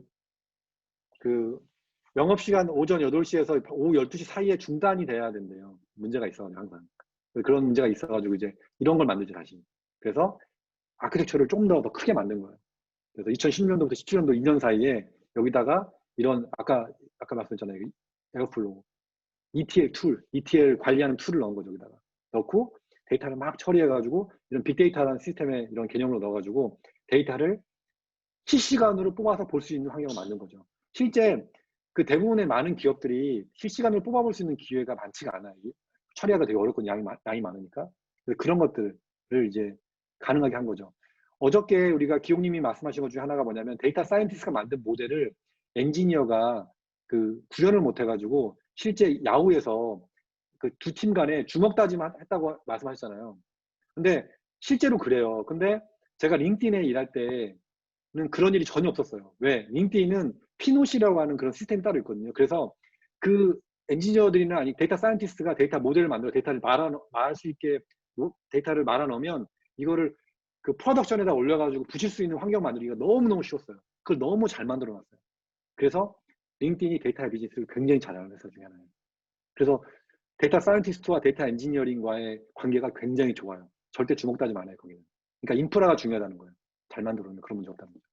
아마도 제가 그냥 상상하건데, 제가 그냥 상상의 나라를 피는 건데, 아마 이때부터 이제 그 쿠팡이 이제 그런 게 가능했던 거죠. 실제 이제 그런 게 가능하기 시작했던 거죠. 근데 이때부터 이제 이런 거를 이제 구성을 하고 제가 아는 AWS 쓰고 있거든요. AWS에 이런 환경을 만들어가지고 이제 구성하기 시작한 거죠. 그래서 이제 그 굉장히 많은 이제 그 마케팅 하시는 분이나 이런 분들 많잖아요. 그게 그 뭐 배송 관련된 일도 많고 하시잖아요. 그분들이 실시간으로 이제 하루에 수천 건의 쿼리를 이렇게 날릴 수 있는 거예요. 통계도 볼 수 있고 개인별 그 어떻게 하고 있는지도 볼 수 있고 이런 것들을 할 수 있고 그리고 가격 같은 것도 뭐 프라이싱 같은 것도 좀 이렇게 막 테스팅해 보는 거죠. 갑자기 내렸다가 올렸다가. 아마존도 막 그런 짓 많이 하잖아요. 땡스기빙이나 있던 그런 시즌 전에 한 보름 전쯤에 가격을 확 올려요. 확 올려가지고 한 보름을 유지시켜요. 장사가 안 되는데 하나도. 그리고 땡스기빙 이틀 전쯤에 가격을 확 떨어뜨려요. 그럼 사람들이 가격을 트래킹하는 사람들이 되게 많거든요. 트래킹하는 툴도 있고 그러면 사람들이 왕창 사요. 아, 가격이 드디어 떨어졌다. 가격은 과거에 팔던 금액과 동일한데도 불구하고. 그런 경우가 되게 많아요. 그러니까 그런 것들을 막 실험해 볼 수 있는 환경도 애들이 운영했던 거죠. A/B 테스팅 할 수 있는 환경도 만들어 제공하고 그래서 데이터 이기준 간에도 결합해가지고 할 수 있는 이런 식으로 환경을 만들었다는 거죠. 그리고 마지막으로 문제가 뭐냐면 다 돈이에요. 사실 이 데이터 양이 많아지면. 네. 데이터를 어디다가 담아두고 이거를 시간으로 뽑아내려면 다 데이터 하드웨어가 많이 들어가요. 하드웨어가 많이 없으면 리소스가 많이 안 들어가면 빨리 안 나와요. 시스템이 그래요. 하드비라는 게 원래 그렇거든요. 돈이 많이 들어가면 빨리 나와요. 근데 돈이 안 들어가면 안 나와요. 데이터는. 네. 그러니까 예를 들면 그 농사 지을 때 이런 거하고 똑같아요. 여러분 농사 지을 때 그 농약을 막 치잖아요. 농약을 치게 되면 어떤 일이 있죠? 농약을 막 치면 땅은 나빠지지만 수확량은 좋아져요. 땅은 당연히 나빠지겠죠. 근데 수확량은 좋아져요. 똑같은 거예요. 여기 그 빅데이터에서는 돈을 막 넣어요. 돈을 넣으면 속도 빨라지고 많이 얻을 수 있어요. 근데 돈을 많이 내야 돼요. 네. 그런 거하고 똑같은 개념으로 생각하시면 돼요. 네. 그래서 이게 지금 이때하고 동일한 모양인데 지금부터는 사용자가 원할 때 온디맨드로 서비스를 제공한다는 거죠. 그러니까 과거에는 이 팀 간에 리소스를 더 쓰기 위해서 막 경쟁했던 거예요. 내가 이걸 더 빨리 써야 우리 팀이 더 많은 데이터를 빨리빨리 뽑을 수 있어. 그런데 이거를 조금 더 서비스 형태로 운영할 수 있게 만들었다. 요즘에 한참 이제 마이크로 서비스니 뭐 이렇게 유행하잖아요. 제가 보기에는 그런 의미 같아요. 제가 이거 읽어보기에는. 그리고 여기도 메타데이터 서비스. 과거에는 데이터를 왕창 때려놓고 그냥 막 써라 그랬어요. 그러다 보니까 데이터가 엉망진창이 되는 거예요. 데이터가 너무 큰 용량이니까 어느 디렉토리 가면 막 이상한 데이터 들어있고 막 이런 거예요. 못 찾는 거예요. 너무 많아서. 여러분 그렇잖아요. 컴퓨터 하드드라이브 막 쓰면 C드라이브 막 쓰게 되면 C드라이브 엉망진창 되잖아요. 그죠? 그렇게 되는 거예요. 그런 거를 메타데이터라는 서비스를 운영해서 안에서 사용자들이 그냥 접근을 못하게 만들고 어디를 통해 가지고 꼭 통해서만 가야 되고 이런 관리를 할 수 있는 시스템이 메타데이터거든요. 그래서 이런 거를 운영을 했고 데이터 전체적인 모니터링 시스템을 만들어 가지고 그 적재적소에 모니터링 그 시스템이 그 서비스 될 수 있도록 만들었다는 거죠. 그러니까 지금 제가 이 쿠팡이 만들어 놓은 이 자료에 의하면 제가 보기에는 쿠팡은 거의 이제 그 데이터 엔지니어링 쪽에서는 거의 끝판왕에 와 있다고 생각하시면 돼요. 거의 다 있는 거예요, 얘들은. 네. 한 가지 제가 조금 이제 아마 분명히 있을 건데 데이터 클린징하는 부분과 abnormal 디텍션에 대한 부분들, 그 다음에 뭐 그런 정도 시스템이 좀 더 필요하고, 그 다음에 그 오케스트레이션 한다고 그러는데 리소스를 막 이렇게 되게 플렉시블하게 운영할 수 있는 부분들이 있거든요. 그런 툴들, 아마 툴들 그런 것까지는 좀 빠져 있을 것 같은데 그것만 들어가면 아마도 지금 개발하고 있을 거예요. 아마 제 생각엔 그래요. 그래서 제 생각엔 지금 거의 이제 거의 끝까지 와 있다고 생각해요. 네. 그렇습니다. 그래서 여러분 혹시라도 관심 있는 분들은 여기 사이트에 가셔가지고 여기 링크 가셔가지고요 꼭 한번 확인해 보세요. 네. 되게 너무너무 잘 써놓으셨어요, 이분이. 제가 좀 이렇게 추락해서 뽑아놨는데요. 너무 잘 써놓으셔서 제가 참고했고요. 자, 링크드인 얘기 좀 해볼게요. 자, 링크드인은 여러분 생각하시는 것만큼 작지가 않아요. 회사가 지금 MS가 인수했잖아요. 근데 상당히 큰 규모로 발전했고 지금 거의 2만 명이 넘어가요, 직원 수가. 네. 그리고 데이터 엔지니어링만 하는 사람이 거의 지금 2천 명 가까이 넘어가고요. 데이터 사이언스 하는 사람만도 엄청나요. 그냥 그 수가 데이터 사이언티스트나 비즈니스 아날리스트나 아니면 데이터 엔지니어링 쪽만 사람이 굉장히 많아요. 그리고 실제 내부에서 다 만들어요. 네. 그래서 규모가 생각보다 굉장히 크다. 그리고 하둡 같은 것도 굉장히 많이 운영하고 있고 지금 아직 제가 알기로는 지금 애저로 옮기고 있다고 들었거든요. 현재 지금. 근데 다 옮기지 못했다고 들었고요. 네, 그렇습니다. 그래서 그 데이터 이 사이즈가 굉장히 크다라는 것과 그럼 뭐가 데이터냐 링크드인에서 여러분 보시는 뭐 친구 추천 하잖아요. 오른쪽에 친구 추천하는 거. 그다음에 잡 추천하고 뭐 이런 거 있잖아요. 그다음에 트렌드 뜨고 이런 거 하잖아요. 그거 다 데이터예요. 네. 그래서 뭐 이런 것들 그냥 다 데이터 생각하시면 돼요. 이런 것들이 데이터 사이언티스트들이 데이터를 뽑아가지고 그 특정 그 데이터베이스에 넣어요. 뭐 에스프레소라든가 뭐 피노시로 가는데 그런 데다 데이터 넣어주면 이 시스템에서 쫙쫙 뽑아다가 쓰는 거예요. 네. 네. 그렇게 하는 게 전체가 다 데이터 생각하시면 돼요. 뭐 여러분이 올리는 뭐 포스팅이라든가 뭐 댓글이라든가 다 데이터예요. 네. 그래서 근데 이제 링크드인 이런 문제가 있어요. 여러분들 이걸 되게 너무 좋아하셔가지고 이런 얘기를 제가 이걸 넣은 건데 이렇게 생각하시더라고요. 실리콘밸리 회사들은 뭐 하면 다 잘할 거야 생각하실 거예요. 다. 그런데 안 그래요. 한국 사람이 전 세계에 제일 똑똑한 것 같아요. 제가 보면. 일하기도 제일 쉬워요. 너무 잘해요. 너무 빨리빨리 움직여. 근데 진짜 여기 있으면 속이 터져요. 진짜. 얘들 뭐 하는 거야 도대체. 언제 끝나는 거야. 이런 게 너무 많아요. 네. 아니 뭐 다 장단점이 있어요. 근데 저는 이제 실리콘밸리가 다 잘하는 것도 아니고 정답이 아니다라는 말씀을 드리는 거예요. 근데 여기는 뭐냐면 옛날에 제가 처음에 근무할 때 이런 게 있어요. 하여튼 상당히 오래전이니까 그 2012년도인데 그때는 그 링크드인이 데이터를 한 지가 얼마 안 됐어요. 그래서 어떤 일이 있었냐면 뭘 해도 잘하는 거예요. 뭘 해도 다 대박이 나는 거예요. 뭘 데이터를 조금 만들어가지고 뭔가를 좀 바꿔요. 그러면 대박이 나는 거예요. 막 갑자기 막 사용자 수 막 폭증하고 막 이러는 거예요. 뭐 하나만 추가하면. 왜? 당시에는 아무것도 없었고 맨땅이었거든요, 다. 그러니까 조그만 거 추가하면 다 잘 되는 거야. 그런데 시간이 지나고 이제 몇 년 전까지만 해도 100개 하면은 하나 되는 거예요. 이제 다 망하는 거야. 왜? 이미 다 짰어. 그래서 마른 걸레에서 더 이상 물이 안 나와요. 네. 그런 시기가 오더라고요.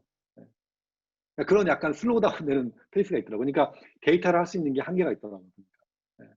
제가 여기서 말씀드리고 싶은 건 뭐냐면 그래서 그 장점도 있고 단점도 있다는 걸 좀 말씀드리고 싶은데 뭐냐면 그 데이터라는 걸 이제 정의를 하고 만들면 이걸 만드는 순간 정의만 하면 사용까지 다 자동화되어 있어요. 그러니까 이게 뭐 회사가 굉장히 빨리 움직여요. 데이터를 만들어내는 게 너무 잘 돼 있어요. 환경이. 그리고 데이터 거버넌스인데 이 사람이 데이터 만들고 저 사람이 데이터 만들어서 이 사람이 페이지뷰 데이터, 이 사람 페이지뷰 데이터도 있고 저 사람 페이지뷰 데이터도 있고 뭐 영희가 갖고 있는 페이지뷰 데이터 다르고 철수가 갖고 있는 페이지 뷰 데이터 다르면 나중에 페이지 뷰 데이터가 다 달라요. 그런 게 링크드인 너무 잘 돼 있어요. 그래서 딱 한 명이에요. 딱 하나. 두 개를 못 만들어내. 딱 하나가 표준이야. 그런 데이터만 제가 알기로 한 15,000개가 있어요. 회사가 내부에서 관리하고 있는 KPI가. 너무 잘 돼 있는 거죠, 그런 것들이. 그리고 그런 독특한 서비스를 운영하기 위해서 DB라든가 캐시나 이런 거를 다 내부에서 만들어요. 에스프레소라는 것도 만들었고, 카프카도 링크드인이 만든 거예요. 그래서 오픈소스 한 회사예요. 네. 다 만들어요, 직접 다. 깜짝 놀라요. 네. 근데 이게 좋을 것 같지만 나쁜 점이 너무 많아요. 네. 그리고 플랫폼을 만들면 다 재사용을 하려고 그래요. 그래서 문제가 뭐냐면, 이게 나쁜 점이 뭐냐면, 투자를 굉장히 많이 하는데 효과가 안 나와. 왜? 이게 다 너무 자동화되어 있으니까 뭔가 새로운 걸 못 해봐요. 네.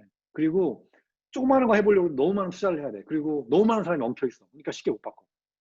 그러니까 어느 순간 정체가 돼가지고 어떻게 빨리빨리 달릴 수가 없어요. 달리려고 막 뒤에서 나 자꾸 난리가 나. 못 달리게. 다 달라붙어가지고 뜯어 말려. 하지 말라. 달리지 말라고. 큰일 난다고. 네. 그러니까 달리겠다고, 난 달려야 된다라고 달리지 마라. 라는 이야기 갖고 한 3개월 동안 쌈박질만 하는 거예요. 계속. 네가 맞다, 내가 맞다. 네. 그렇게 하면 사람 진짜 환장하는 거죠. 와, 이게 지금 내가 이러려고 내가 회사 다니고 있나? 코드를 못 봐. 그거 싸우느라고 계속. 네. 그런 거예요. 그리고, 어, 외부에 정말 좋은 웹소스가 많아요. 그런데 내부에 있으니까 다 이거 써라요. 그러니까 정말 안에 게 정말 말도 안 되는 시스템인데 이거를 강제로 써야 돼. 그러니까 막 환장하는 거예요. 막. 그러니까 이제 여기서 몇 년 지나면 어떤 일이 발생하냐면 내가 밖에 있는 어떤 게 좋은지를 몰라. 왜? 이것만 아니까. 그러니까 큰 기업들이 다 그런 문제가 있는 것 같아요. 그래서 어저께 저는 제가 어저께 세미나 주셨던 한기용 님이 제가 굉장히 존경하는 선배님 중에 한 분인데 그분이 하신 얘기가 딱 그거였어요. 대기업에 하고 싶으면 대기업에 있지 말고 작은 데 가. 작은 데 가면 네가 다 해볼 수 있어. 그거예요. 네. 근데 내가 방 따뜻하다고 따박따박 나오는 보너스와 따박따박 나오는 주식 잘 받겠다고 앉아있으면 내가 그 에너지를 쓸 수가 없는 거예요. 네, 그렇더라고요. 여러분 참고하세요. 그러니까 내가 여기 있어야 되냐 말아야 되냐 그거는 여러분의 에너지에 달려있는 거죠. 여러분 에너지가 충만하다. 그러면 용기는 거고요. 나는 그냥 여기가 좋아. 그러면 있는 거고요. 근데 여기가 그렇더라고요. 회사가 너무 커지니까 순식간에 커지니까 그런 문제가 있었어요. 그리고 그러니까 이런 절차 이런 게 너무 복잡하니까 막 개발을 막 어떻게 넣을 수가 없어요. 이를테면 구글의 좋은 예인데 이제 구글에 가서 처음에 이제 내가 코드를 짜가지고 하나를 올리려고 그러면 그 리뷰를 받는 게 3개월 걸린대요. 3개월 일반적으로. 왜? 여기저기서 난리가 나는 거예요. 계속 이거 고쳐라 저거 고쳐라. 왜? 거기에 맞는 프로토콜을 맞춰야 되니까. 그거를 러닝하는 기간이 필요하니까. 그런 것처럼 기업이 커지면 그런 게 좀 어렵더라고요. 그러니까 그거는 어쩔 수 없는 문제 같아요. 자, 그러면 제가 아까 이런 말씀 드렸잖아요. 데이터 엔지니어링은 뭐다? 데이터를 코끼리를 슬라이스 앤 다이스 해가지고 냉장고에 구겨 넣는 거예요. 냉장고에 막 구겨 넣는 거예요. 그러면 어떻게 되죠? 데이터는 페타라바이트급 데이터를 슬라이스 앤 다이스해서 줄여요. 그러면 테라바이트 데이터가 되고요. 테라바이트 데이터를 슬라이스 앤 다이스해서 막 줄여요. 그러면 기가바이트가 되고요. 기가바이트를 갖고도 안 돼요. 데이터 의미가 안 나와요. 그걸 또 슬라이스 앤 다이스 해가지고 확 줄여서 메가바이트를 줄이면 이제 데이터 의미가 나오는 거죠. 그러니까 이게 무슨 얘기냐? 생각해보세요. 카카오닷컴이나 아니면 네이버닷컴에 모든 사람이 들어왔던 그 로그가 의미가 있을까요? 모든 사람이 들어오는 그 하나하나의 로그가 의미가 없어요. 그죠? 그럼 어떻게 되죠? 어떻게 될까요? 그럼 이렇게 하는 거죠. 전체대로 들어온 데이터가 펩타라바이트면 그거를 요일별로 쪼개는 거예요. 요일별로, 사람별로. 요일별로 쪼개면 테라바이트가 되는 거고, 다시 요일별로, 사람별로 쪼개면 기가바이트가 되는 거고요. 그죠? 그리고 요일별로, 사람별로, 시간대별로 쪼개면 메가바이트가 되는 거죠. 그러면 의미가 나오겠죠. 여러분 이해되셨나요? 그러니까 그런 작업을 해줘야 돼요. 거기에 이제 굉장히 많은 데이터 사이언티스트가 들어가고요. 데이터 엔지니어가 들어가고, 데이터 아날리스트가 들어가고. 이제 관점이 달라요. 그 데이터 비즈니스 아날리스트들은 어떻게 하면 이걸 돈을 만들까를 계속 곧돌이 고민하는 거고요. 데이터 사이언티스트들은 어떻게 하면 이거를 제품에다 우리가 갖고 있는 지금 사이트에 넣어가지고 어떻게 하면 좀 더 효과적으로 보여줄까. 데이터 엔지니어들은 어떻게 하면 이거를 자동화시키고 어떻게 하면 하나의 플랫폼으로 만들어서 그 지속 가능한 솔루션을 만들까를 고민하는 거예요. 그게 세 명이 갖고 있는 각각의 다른 점이에요. 이해되셨나요? 다시 얘기할까요? 이거 이해 못하시면 이게 안 되는데 정말 중요한 거거든요. 그러니까 이걸 다들 질문하셔가지고 그래서 중요한 거는 이 처음에는 날짜별로 데이터를 줄이고, 그러니까 로 데이터를 날짜별로 줄이고 다시 이거를 날짜별 사람별로 줄이고 날짜별 사람별 시간대별로 쪼개면 데이터 의미가 나온다. 그러니까 이게 그러니까 몇 건이냐를 보는 거예요. 몇 건. 하나하나가 중요한 게 아니라 몇 건이냐. 이해되셨나요? 그런 걸 하기 위해서 링크드인이 이런 걸 만들어가지고 오픈소스 만들고 막 그래요. 자, 링크드인은 카프카를 만들었어요. 카프카가 여러분들 이게 너무 중요한 건데 그 빅데이터를 한다거나 데이터 한다고 하면 대부분 다 이거를 많이 하거든요. 그래서 제가 넣은 거고요. 이제 그 한 가지 제가 드리고 싶은 이야기는 조금 이제 그 포커스를 어디다 맞춰야 할지 몰라서 제가 넣은 거예요. 근데 이제 한 가지 딱 제가 키 메시지는 뭐냐면 이런 데는 그냥 이것만 쓰는 게 아니라 이런 카프카를 운영할 때 이거를 자동화할 수 있는 시스템을 다 만들었다는 거예요. 그러니까 자동으로 스케일을 줄였다 늘렸다 할 수 있는 것들을 다 자동화시켰다는 거예요. 내부에다가. 그래서 이런 것들을 단순히 그냥 막 쓰는 게 아니라 이거를 다른 시스템과 유기적으로 연동시켜가지고 쓸 수 있게 만들었다는 거죠. 이런 걸 왜 보여드리냐면 어떤 분이 그랬어요. 데이터 엔지니어링에 엔지니어를 하려고 그러면 어떤 기술이 필요해요? 물어보잖아요. 그냥 일반적인 엔지니어면도 충분하세요. 왜? 데이터 엔지니어라는 게 다 데이터만 만지는 게 아니에요. 경우에 따라서는 이런 API, 웹 API도 만들어야 되고 다른 시스템 간에 운영되는 마이크로 서비스 만들어야 되고 그 서비스 운영되는 DB에 들어가서 뭐 데이터를 저장도 해야 되고 클라우드에 있는 그 뭐 다양한 마이크로 서비스라든가 뭐 데이터 플로우 잡이라든가 다양한 것들이 굉장히 많잖아요. 이런 것들을 운영하는 거를 다 만들어야 돼요. 사람이 일일이. 그게 데이터 엔지니어의 역할 중에 하나예요. 그러니까 데이터 엔지니어라고 해서 뭐 쿼리만 잘한다 이게 아니라 실제 보면 제가 보기에는 제너럴 엔지니어여야 되는 것 같아요. 저도 이제 회사에서 인터뷰를 보거나 사람들 뽑을 때 그렇게 봐요. 인터뷰 볼 때. 다 물어봐요. 그냥. 무작위로. 왜? 이거는 그 하나만 어떻게 해가지고 할 수 있는 게 아니에요. 왜냐면 너무 많은 영역이 있어요. 뭐 실시간 처리하는 게 있고 배치로 해야 될 게 있고 그 마이크로 서비스 만들어가지고 API로 만들어야 될 게 있고 클라우드하고 접근해가지고 뭐 구글 클라우드나 AWS 접근해가지고 그 자동화 시켜야 될 것도 있고 그러니까 너무 많은 거죠. 할 일이. 자, 그래서 A/B 테스트 뭐냐면 뭐 그런 거죠. 그러니까 여러분이 생각해보세요. 여러분이 모바일 앱을 하나 만들어요. 이런 모바일 앱을 하나 만든다고 쳐요. 보시려나 모르겠는데 이런 스마트폰에 들어가는 모바일 앱을 하나 만들어요. 그러면 버튼을 내가 왼쪽에 놓을까 오른쪽에 놓을까를 고민하게 되죠. 왼쪽에 오른쪽에 놓을까를 고민할 때 여러분이 그냥 놓는 게 아니고요. 어떻게 하죠? A/B 테스트라는 걸 해요. 이게 실험을 해보는 거예요. 그래서 왼쪽에 놓을까 오른쪽에 놓을까를 그러니까 조금씩 그 트래픽을 달리해가지고 어디에 더 많이 반응하는지를 보고 반응을 보고 버튼을 왼쪽에 놓을까 오른쪽에 놓을까를 결정하는 거예요. 페이스북도 그렇고요. 링크드도 그렇고 다 그렇게 해요. 온라인 기업들은. 그렇게 해야 고객이 그러니까 고객이 제품을 만드는 거예요. 여러분들. 고객이 어떻게 반응하는지 보고 그거의 반응률이 높은 걸 만드는 거예요. 그런 것들을 하는 게 A/B 테스트 툴이에요. 이거를 데이터 엔지니어링을 같이 하는 거예요. 어저께 잠깐 말씀하셨잖아요, 이 얘기. 그래서 이런 식으로 데이터를 분석해내요. 이게 이제 링크드인에 있는 그 엑스레인트라는 그런 툴인데 링크드인이 이걸 굉장히 잘해요.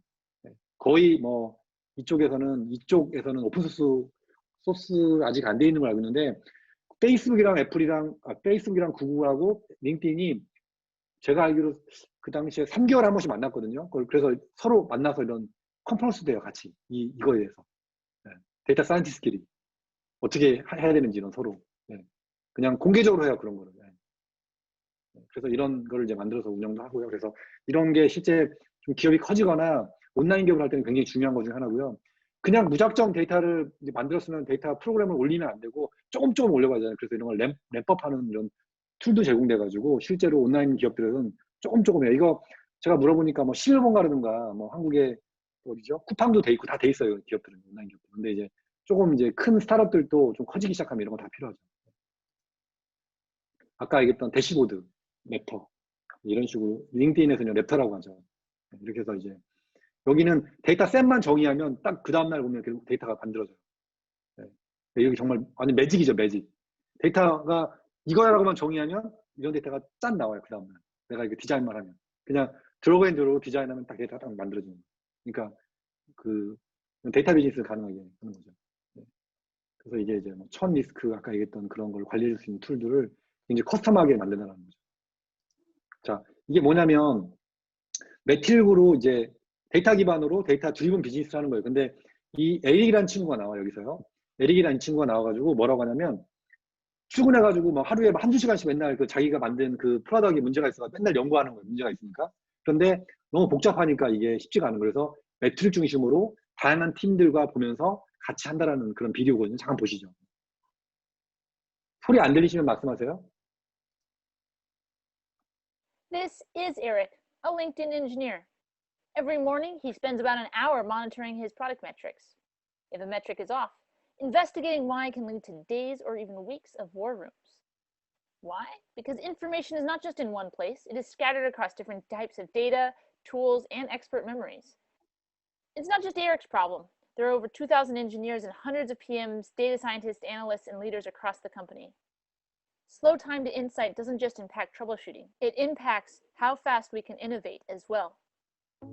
So let's imagine a new world where the power of LinkedIn's data is in the hands of the employees and it's easy to use. So instead of spending hours monitoring metrics, Eric gets right to work. If something's wrong, a trusted alert pops up. He can quickly investigate what's happening and why. He may check out some of the dimensions impacted and see the correlating metrics and events. He notices a recently ramped feature which is likely causing this anomaly. He checks out that feature ramp and contacts the owner. Within minutes, they are collaborating about what went wrong and how to fix it.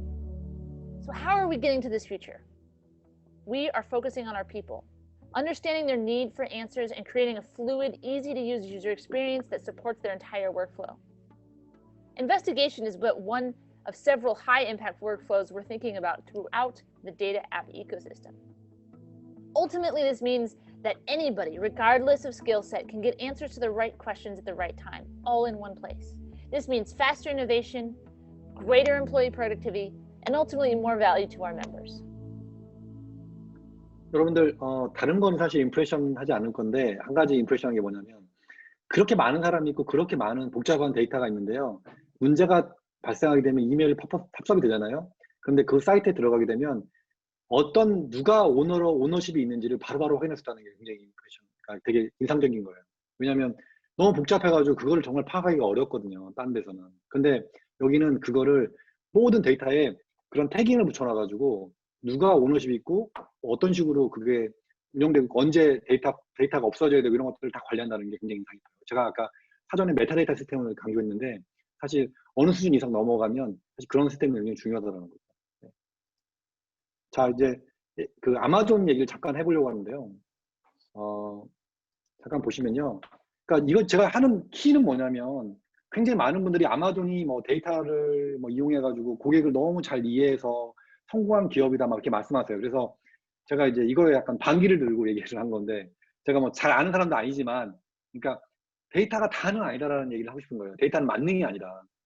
데이터는 굉장히 좀 제한적이다라는 얘기를 하고 싶은 거예요. 왜냐하면 가장 중요한 건 그 비즈니스 자체가 중요한 거고 그 비즈니스를 키우기 위한 방법이 필요한 거지 데이터가 다 만능이다라는 얘기를 하고 싶지 않아가지고 제가 이거 꼭 넣은 얘기 자료인데요. 이게 뭐냐면 굉장히 많은 분들이 데이터 혁신을 통해 가지고 데이터에 많은 걸 이용해서 고객 패턴을 이해해서 뭐 아마존이 성장했다고 말씀하시는데 제가 생각하기에는 사실 이거는 굉장히 작은 것 같아요. 왜냐면 옛날에 타겟닷컴 이런 데 지금 좀 사이트 보면은 이제 옛날에 이런 게 있어요. 얼마 전에 제가 이제 한국에 있는 분이 그 기저귀를 천연 기저귀를 사달라고 그래가지고 뭐 오게닉 기저귀 같은 그러니까 뭐 그런 거를 사달라고 그래서 제가 타겟에서 두 번째 큰 미국의 온라인 그 마켓이잖아요. 타겟이. 그래서 사가지고 제가 보냈어요. 그 타겟닷컴에서. 그러니까 이 타겟이 뭐라고 이해하냐면 앤드류는 애가 아직 기저귀를 사용하나 보다라고 이해하는 거예요. 그러니까 자꾸 얘가 나한테 이메일을 보내는 거죠. 기저귀 사라고. 나는 지금 애들이 지금 훨씬 큰데 기저귀를 할 나이는 아닌데. 그러니까 이거 굉장히 초보적인 수준인 거죠. 옛날에 이런 얘기 했죠. 맥주 사는데 옆에다가 뭐 기저귀 넣으면 잘 팔린다거나 뭐 이런 얘기 많이 했어요. 근데 그거는 진짜 20년 전 이야기예요. 월마트가 했던 20년 전 이야기. 요즘에는 그렇게 데이터가 단순하지 않다는 거죠. 네. 그리고 그렇게 만능이 아니라는 거죠. 그러니까 없을 때는 굉장한 효과가 나지만 어느 정도 이상 올라가면 전혀 그렇게 할 수 있는 게 아니고 실제로는 배송을 너무 빨리 해서 옛날에 이거 아마존 나오기 전에는 하나 주문하면요 일주일 기다리는 거 예사했고요 2주도 기다리는 것도 너무 예사했어요. 미국 동부에서 서부로 오는데 진짜 박스가 걸레가 돼서 와요. 걸레가 돼서 진짜 다 박살나가지고 제가 그런 거 많이 받아봤어요. 근데 아마존이 생기고 난 이후에는 너무 경쟁도 잘하고 하니까 이제 바뀌었죠 다. 그래서 뭐 이틀 만에 배송되고 그리고 얘들이 보면 악마의 M&A를 하는 회사들이에요. 얼마 전에 우리 그 자포스 하는 분이 그 세상을 뜨셨는데 제가 여기 다녔던 분들 얘기 들어보니까 다이퍼스닷컴도 마찬가지인데 그거예요. 아마존이 야 팔아. 그 유명하신 분이 야 팔아. 그래서 안 팔잖아요. 그러면 죽을 때까지 얘보다 더 싸게 파는 거예요. 특히 다이퍼스닷컴이 2000년도, 2010년도, 2000 그 전에 가장 잘하는 애였어요. 미국에서. 가장 잘 나가는 아이들 기저귀 파는 사이트예요. 그래서 저희도 옛날에 이거밖에 안 썼거든요. 아마존보다 월등히 쌌어요. 그런데 팔라고 했는데 안 팔았어. 얘가. 야 우리가 제일 잘하고 1등인데 내가 너한테 왜 팔아? 그랬더니 얘가 이제 아마존이 이제 계속 싸게 판 거죠. 그래서 제가 망했어요. 얼마 못 버티고. 그럼 제가 보기엔 그래요. 아마존이 팔라고 하면 안 팔 수가 없어. 무서워 다들. 무서워해. 이거 악마의 기업이야. 악마의 MN을 하는 회사야. 이런 얘기를 제가 유튜브에 올라가면 참 난감할 것 같은데 하여간 그래요. 네. 이게 되게 그러니까 제가 봐도 하는 거 보면 무서워요 진짜 얘들은. 네. 그리고 그래요. 그래서 이런 뭐 후기라든가 이런 거 다 수집해요 정말. 그래서 특이하게 운영하는 거예요 회사를. 그리고 그 뭐 아마존 프라임 배송이라든가 이런 베스트셀러라든가 굉장히 이런 데이터 갖고 조작을 많이 하고 잘 활용하는 거 맞아요. 그리고 항상 최저가 대비 이런 거 뭐 제일 싸게 하는 거죠. 가격을 다 모니터링하고 있어요. 딴 애들 크롤링 돌려가지고. 그래서 가장 싸게 하는 거예요. 그래서 다른 경쟁자가 뭐 이를테면 뉴욕에 있는 B&H라고 그 가전 같은 거 애플 프로덕트 되게 싸게 파는 데 있거든요. 카메라 같은 거. 여기 항상 보고 있는 거예요. 그래서 거기가 가격이 떨어지면 아마존은 항상 더 싸게 팔아요. 몇 센트라도 딱 떨어져요. 제가 여러 번 봤거든요. 그런 것들을. 그래서 얘들은 그런 걸로 하는데 실제로는 이런 것도 있어요. 아마존이 2010년도쯤 돼가지고 뭘 했냐면 사용자를 기하급수로 늘려야 되는데 늘 방법이 없는 거예요. 그래서 뭘 했냐면 이런 걸 했어요. 커미션을 준 거예요. 광고 커미션을. 그래서 아마존 사이트에 있는 제품들을 내가 그냥 아무 사이트에 갖고 있으면 여기다가 내가 올려요. 그러면 어플리에이트 프로그램을 만약에 내가 가입해가지고 올린다면 내 사이트 오른쪽에 광고를 올려요. 그러면 사용자가 그 내 사이트에 들어와가지고 그 아마존 광고를 클릭해서 물건을 사잖아요. 그러면 저한테 커미션을 줘요. 커미션 레이시 이렇게 돼요. 제가 실제 커미션을 받아봤어요. 근데 엄청나게 줘요, 진짜. 이 사이트에 들어가가지고 큰 거 비싼 거 사잖아요. 그러면 진짜 커미션 엄청나게 와요. 그 미국에 유명한 회사가 있어요. 넥스텍이라는 회사가 있어요. 되게 유명했는데 여기가 이제 구글이 쇼핑하면서 구글 때문에 망했거든요. 회사가 넥스텍이. 그 회사도 그걸로 돈 벌던 회사예요. 커미션을. 미국은 되게 특이한 게 커미션을 주는 게 제일 잘 돼 있어요. 그래서 뭐 그 메이시스닷컴이나 뭐 크레딧 카드 이런 것도 특정 사이트 통해 가지고 가서 내가 가입을 하게 되면 커미션을 줘요. 그 광고 주는 회사한테. 근데 요게 아마존이 이걸 정말 잘했어요. 그래서 이걸 너무 잘했잖아요. 심지어 그 미국의 이베이시라는 회사가 그걸 전문적으로 하는 회사예요. 그런 거를 전문적으로 그 커미션을 주는 거예요. 그러니까 우리가 여기 이베이시에 가입하면 여기 통해 가지고 물건 사게 되면 이베이시 나한테 자기들 커미션 나눠줘요. 그런 사이트가 있는데 여기를 일본의 아마존이 라쿠텐이에요. 얘네가 1빌리언에 1조에 2013년에 샀거든요, 이 회사를. 근데 지금 작년 매출이 이 라쿠텐의 이베이 통해서 얻은 매출이요, 4조예요, 4조. 마켓이 엄청난 거죠. 네. 엄청난 마켓이에요, 이 마켓이. 근데 이거를 아마존이 도입해서 지금도 이걸 하고 있어요. 네. 그러니까 폭발적으로 느는데 실제 지금 우리가 유튜브나 아프리카 TV에서 광고 쉐어해주잖아요. 광고 쉐어해주잖아요. 그 유튜브에 그 보게 되면 광고 주잖아요. 광고 쉐어해주잖아요. 그 크리에이터들한테 똑같은 거예요. 이게. 그러니까 그런 약간 그런 형태로 실제로 데이터만 갖고 하는 게 아니라 실제로 어떤 특이한 그런 비즈니스 모델이 필요하다는 거죠. 그런 팁들이 필요하다는 걸 제가 말씀드리고 싶은 거예요. 그러니까 데이터가 만능이 아니다. 네. 그래서 뭐 이를테면 뭐 다 AI 다 잘하죠. 잠깐 들어볼까요? Alexa, where's my stuff? 2 shipments were delivered for Sumi today. To avoid spoiling any surprises, I won't share package contents until after the new year. 이게 뭐냐면 2017년도에 아마존이 산타 할아버지가 돼버린 거예요. 왜냐면 아이들이 다 물어봐요, 이거다가. 그러니까 크리스마스 시즌 되면 애들 선물 준비하잖아요, 부모님들이. 그럼 아마존이 다 주문한단 말이에요. 그러면 얘가 애들이 와가지고 물어보는 거예요, 다. 그럼 다 알려주는 거야. 그래서 아마존이 이걸 없앴어요. 안 알려주게. 이것도 뭐 이런 식으로 노력을 하는 거야, 아마존 열심히. AI도 막 붙이고 해가지고 이런 AI 스피커도 만들고. 그래서 최근에 커스텀 서비스도 이렇게 바꿨어요. 이게 뭐 알리익스프레스가 이렇게 돼 있잖아요. 똑같이 이미 비슷하게. 근데 이거 뭐 하나씩 AI 들어가는 거예요, 그냥. 이 데이터 이용해가지고. 근데 천천히 붙이는 거죠. 그래서 이렇게 최근에 물건 어딨어? 뭐 반품도 바로 되고요. 네, 이런 식으로. 채팅창 만들어가지고 이렇게 하는 거죠. 그러니까 뭐 되게 천천히 일어나고 있다는 거예요. 데이터를 가지고 하는 것들이. 네. 급격하게 일어나는 게 아니라. 네. 자, 그렇습니다. 그래서 빅데이터가 보면 단순히 우리가 그냥 뭐 추천 엔진 만들고 막 이런 게 아니라는 거예요. 저는. 그러니까 어느 정도 이렇게 일정 수준 이상 고객 확보되고 비즈니스가 올라갔을 때 이제 하나씩 천천히 붙이는 거예요. 네. 그런 거 개념이고, 이런 하둡 같은 거 처음에 쓰는 게 아니고 작게 시작해야 된다. 그래서 데이터 양이 작지 않으면 마이스큐얼이나 뭐 이런 노스큐얼 써가지고 간단하게 시작하는 거고, 그리고 POC 이게 너무 중요한 것 같아요. 왜냐하면 그럴싸하게 너무 막 하시려고 해요. 대부분 다. 그렇게 하는 게 아니라 한 1주, 2주 잡아가지고 정말 인텐시브하게 딱 만들어보는 거예요. 그 기능을. 코어 기능을. 만들어봐서 된다? 된다 그러면 하는 거예요. 아, 이거 안 돼? 그럼 안 하는 거예요. 네. 그러니까 뭐 스타트업 하듯이 POC나 MVP 만들어가지고 바로바로 실행해보는 거. 그런 것들이 굉장히 중요한 것 같고, 그러니까 뭐 B2C 적용 시에는 당연히 가설, 실험해보고 결과를 분석해보는 이런 플랫폼이 필요하다. A/B 테스팅. 어제도 똑같은 비슷한 얘기 하셨거든요. 네, 그렇습니다. 그래서 뭐 음성이나 이미지 처리가 아니면 텐서플로 쓰면 블랙박스예요. 근데 모델이 어떻게 나오는지 몰라요. 이거 이해하기 어렵거든요. 굳이 이런 막 복잡한 막 음성이나 이미지 처리 아니면 이런 거 안 쓰고 그냥 만들어도 웬만큼 만들어요, 진짜. 저도 실제 만들어봤고 스타트업 제가 2번 해봤거든요. 근데 이게 가능하더라고요. 네, 그렇게 이해하시면 되고요. 네, 그래서 뭐 클라우드 이용해서 하시면 좋고, 그래서 생활 코딩 이런 거, 생활 코딩은 그냥 쉬엄쉬엄 하는 거예요. 그냥 쉬엄쉬엄 놀면서 그냥 여가 생활로 그냥 안 돼요, 정말. 네, 너무 할 게 많아요. 네, 그걸로는 불가능하다. 너무 방대하다는 말씀 드리고 싶고요. 그래서 막 이런 이제 빅데이터를 하려면 이런 많은 것들이 필요하다. 그래서 데이터 분석할 수 있는 팀도 필요하고, 거버넌스도 유지해야 되고, 뭐 업무물 디텍션도 필요하고, 뭐 실험할 수 있는 환경도 필요하고, 궁극적으로는 여기까지는 가야 실제 그 빅데이터라고 이해할 수 있는 거다. 그전에는 그냥 이제 데이터라고 해도 과거에 하던 레거시 시스템이라고 해도 아무 지장이 없다라고 좀 말씀드리고 싶고요. 그래서 오늘 이제 이만큼 본 거예요. 이만큼. 네, 이만큼. 이 밑에는 이제 이렇게 큰 게 있죠. 네. 거기에 이제, 네. 여러분 이제 만약에 하신다 그러면 고래 여기 보러 가시는 거예요. 뛰어 들어가지고 이제. 네. 그런 거라고 생각하시면 됩니다. 좀 잘 이해가 되셨는지 모르겠지만 하여간 마지막 이 얘기하고 제가 이제 바로 Q&A를 가겠습니다. 스타트업들이 이제 할 때 이제 이런 얘기 질문을 많이 하셔가지고 제가 꼭 넣은 건데요. 제가 스타트업 이제 어드바이저라든가 도와드리는 친구들이 있는데 이런 것들을 많이 물어봐요. 그래서 처음에 어떻게 될지 몰라요. 근데 이런 데 가서 데이터 한번 수집해가지고 데이터 한번 실험해보는 거예요. 이런 데 가면 데이터 실제 있거든요. ኬ글 뭐 이런 데 데이터다 GOV 미국 정부에서 운영하는 거거든요.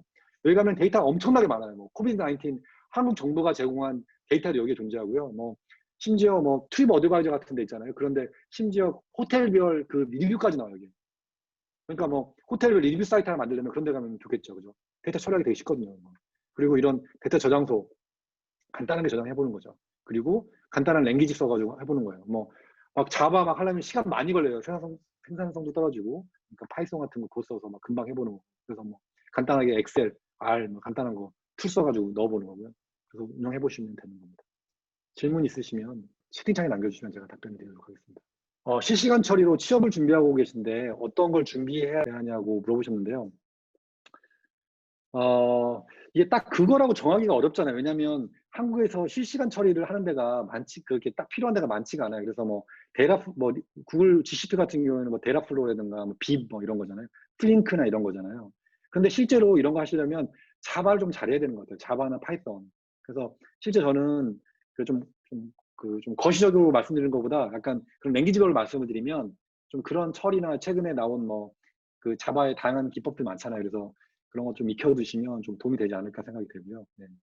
그리고 SQL 같은 거, SQL 같은 거 너무너무 중요해서 뭐 SQL에 보면은 뭐 기본적인 것들 많잖아요. 뭐 디스팅트 하는 거라든가 뭐 카운트, 그룹 바이, 해빙, 뭐 조인 하는 거, 아우토 조인, 뭐 이너 조인 많잖아요, 여러분들.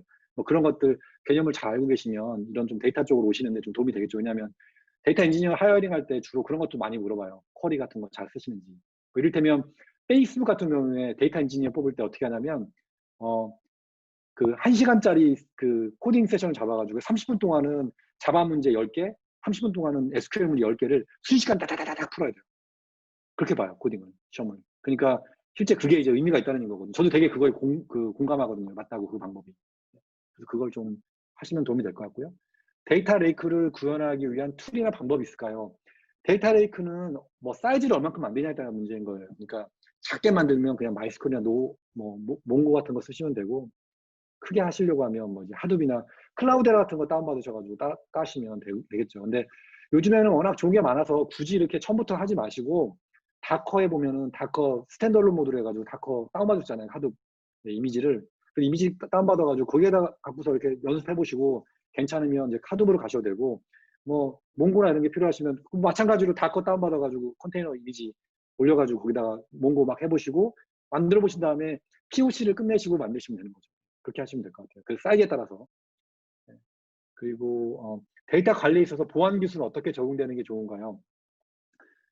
아까 그 결국에는 메타데이터 관리를 해서 ACL이라고 하잖아요. 액세스 컨트롤. 누가 들어올 수 있고 누가 못 들어오게 하는지를 운영을 해야 되는데, 하둡에다가 다 열어주면 누구나 다 들어가 볼 수 있거든요. 그러니까 그런 게 아니라, 하둡은 그런 보안 개념이 잘 없잖아요. 그러니까 이제 거기에 그냥 하둡에 들어가는 게 아니라 액세스 레이어를 통해 가지고 들어갈 수 있게 만들어줘야 되는 거죠. 그래서 그거를 통해서 들어간 사람만, 그런 뭐 액세스 컨트롤 토큰 통해서 들어간 사람만 할 수 있다거나, 아니면 API나 아니면 UI로 해가지고 볼 수 있게 만들어준다거나, 이런 게 필요하겠죠. 그런 식으로 이제 실질적으로 운영을 하고 있고요. 클라우데라 같은 기업의 수익 모델은 무엇인가요? 얘들이 컨설팅도 하고 패키지도 팔잖아요. 실제 제가 아는 친구도 클라우데라 다니고 있는데, 뭐 그런 걸로 해서 저는 돈을 벌고 있는 걸 알고 있습니다. 제가 그것까지는 잘 모르겠고요. 한국에서는 AI 관련 업체로 들어가려면 AI 관련 경력이 있어야 된다고 하던데, 현재는 제조 분야 C# 기반 어플리케이션 개발은 프리랜서로 일하고 있습니다. 어떻게 하면 될까요?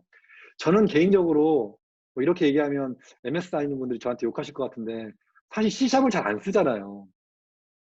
네. C샵보다는 거의 자바잖아요, 지금 분위기가. 그래서 그러니까 모르겠어요. 요즘에 C샵을 저도 쓴 지가, 저도 되게 많이 썼거든요. 한 몇 년 전에 C샵을 썼는데, 요새 C샵을 그렇게 많이 안 써서, 그러니까 MIS는 모르겠는데, 그 MIS가 아닌 AI 분야는 파이썬이나 주로 이제 그 자바로 갔잖아요. 그래서 뭐 요즘에 제가 학생들 인턴 같은 걸 가르치는 것들이 있는데, 그런 프로그램 보면은 학생들한테 2달만 주면 AI 프로젝트가 나와요. 제가 보여드리면 깜짝 놀라실 만한 게 나와요. 네. 근데 제가 그런 걸 연습을 좀 해보셔야 되겠죠. 그러니까 예를 들면 개와 고양이 비교한다거나, 제가 하나 잠깐 좀 보여드릴까요? 여러분들 궁금하신 것 같으니까.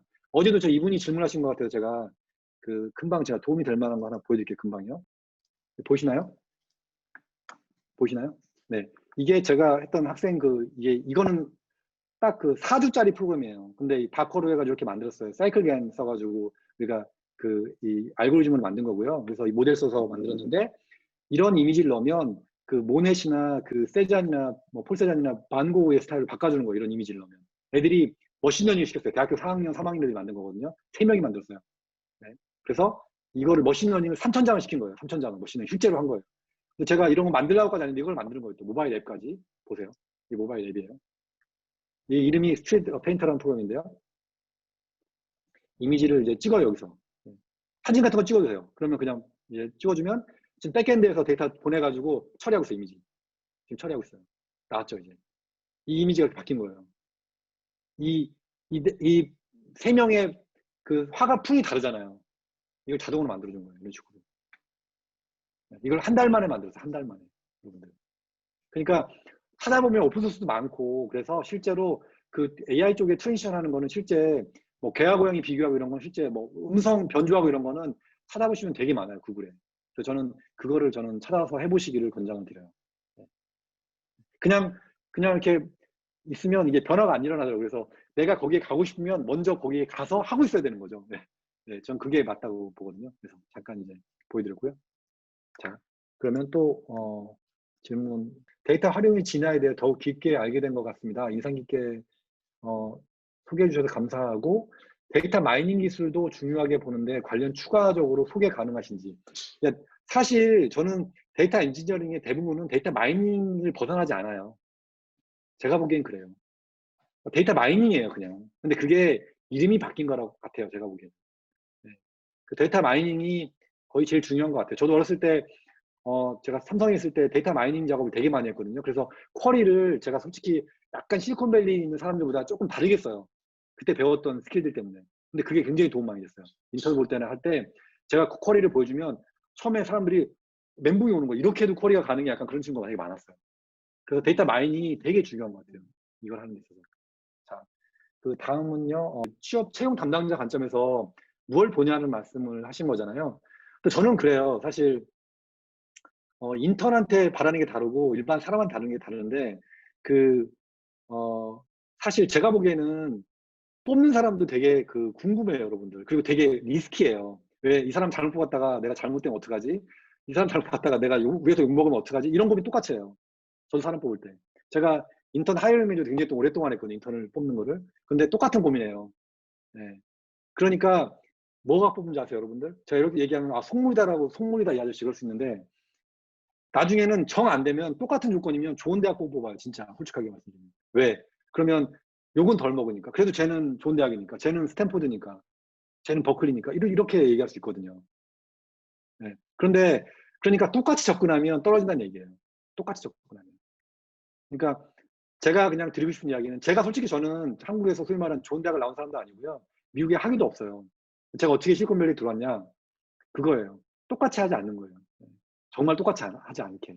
그러니까 예를 들면 저 같은 경우에는 실리콘밸리에서는 그냥 이력서도 안 들고 가서 그냥 인터뷰 보면 시험 보거든요. 근데 저 같은 경우 어떻게 했냐면 포트폴리오를 제가 따로 만들어 들어갔어요. 엔지니어들은 포트폴리오 만드는 애가 없어요. 그런 걸 만들 필요도 없어요. 근데 난 한국 그 경험도 많고 하니까 그런 걸 다 정리해가지고 하니까 하는 거예요. 그런 거를.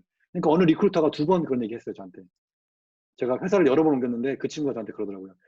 너는 위에다가 이 사람을 꼭 뽑아야 되라고 내가 추천을 할 때 네가 준 자료가 너무 도움이 많이 됐어 라고 하더라고요. 네가 영어도, 그러니까 제가 그런 얘기는 안 하죠. 근데 제가 영어도 막 시원찮고 막 그런데도 저를 뽑아준 이유가 그거가 있어요. 남들하고 다르게. 네. 그러니까 여러분이, 그러니까 지금 뭐 이렇게 질문하신 분이 뭔가를 하시고 싶은 거잖아요. 근데 이거를 그냥 해가지고 포트폴리오에서 제가 인턴하는 친구한테 항상 해주는 얘기가 그거예요.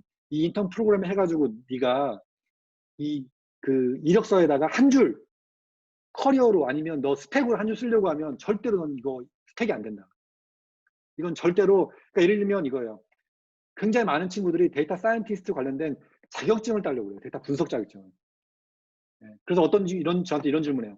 데이터 분석 자격증 있는 사람, 그리고 복수 전공한 사람, 그리고 학점이 좋은 사람을 뽑을래요? 아니면 스타트업하고 학점은 안 좋아. 네. 그런데 코딩은 좀 할 줄 알아. 이 둘 중에 뭐 뽑을래요? 라고 저한테 물어보는 사람 되게 많아요. 그럼 저는 당연히 후자 뽑아요. 네. 학점 좋고 공부한 잘하는 사람들은 안 뽑아요. 왜? 시켜보면 못해요.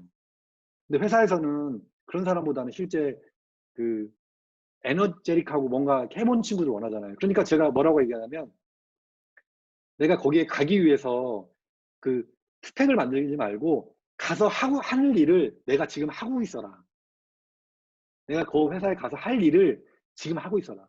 그러니까 내가 토익 프로젝트도 하고 실제 온라인 찾아가지고 그런 뭐 개화 고양이도 비기도 하고, 뭐 아니면 목소리 변조도 시키고, 뭐 사람 얼굴 인식도 시키고, 뭐 이런 것들을 실제 본인이 코딩해서 깃허브에다 다 올려놓는 거예요. 그러면 깃허브 다 확인하거든요, 인터뷰 볼 때. 좀 예민하게 보는 사람들은. 그러면 그 사람 뽑는 거예요. 네. 깃허브에 올리려고 하니까 어떤 친구들이 그래요. 그냥 한 번 커밋도 안 찍고 한 방에 딱 올려요, 그냥. 그런 건 아무 의미 없어요.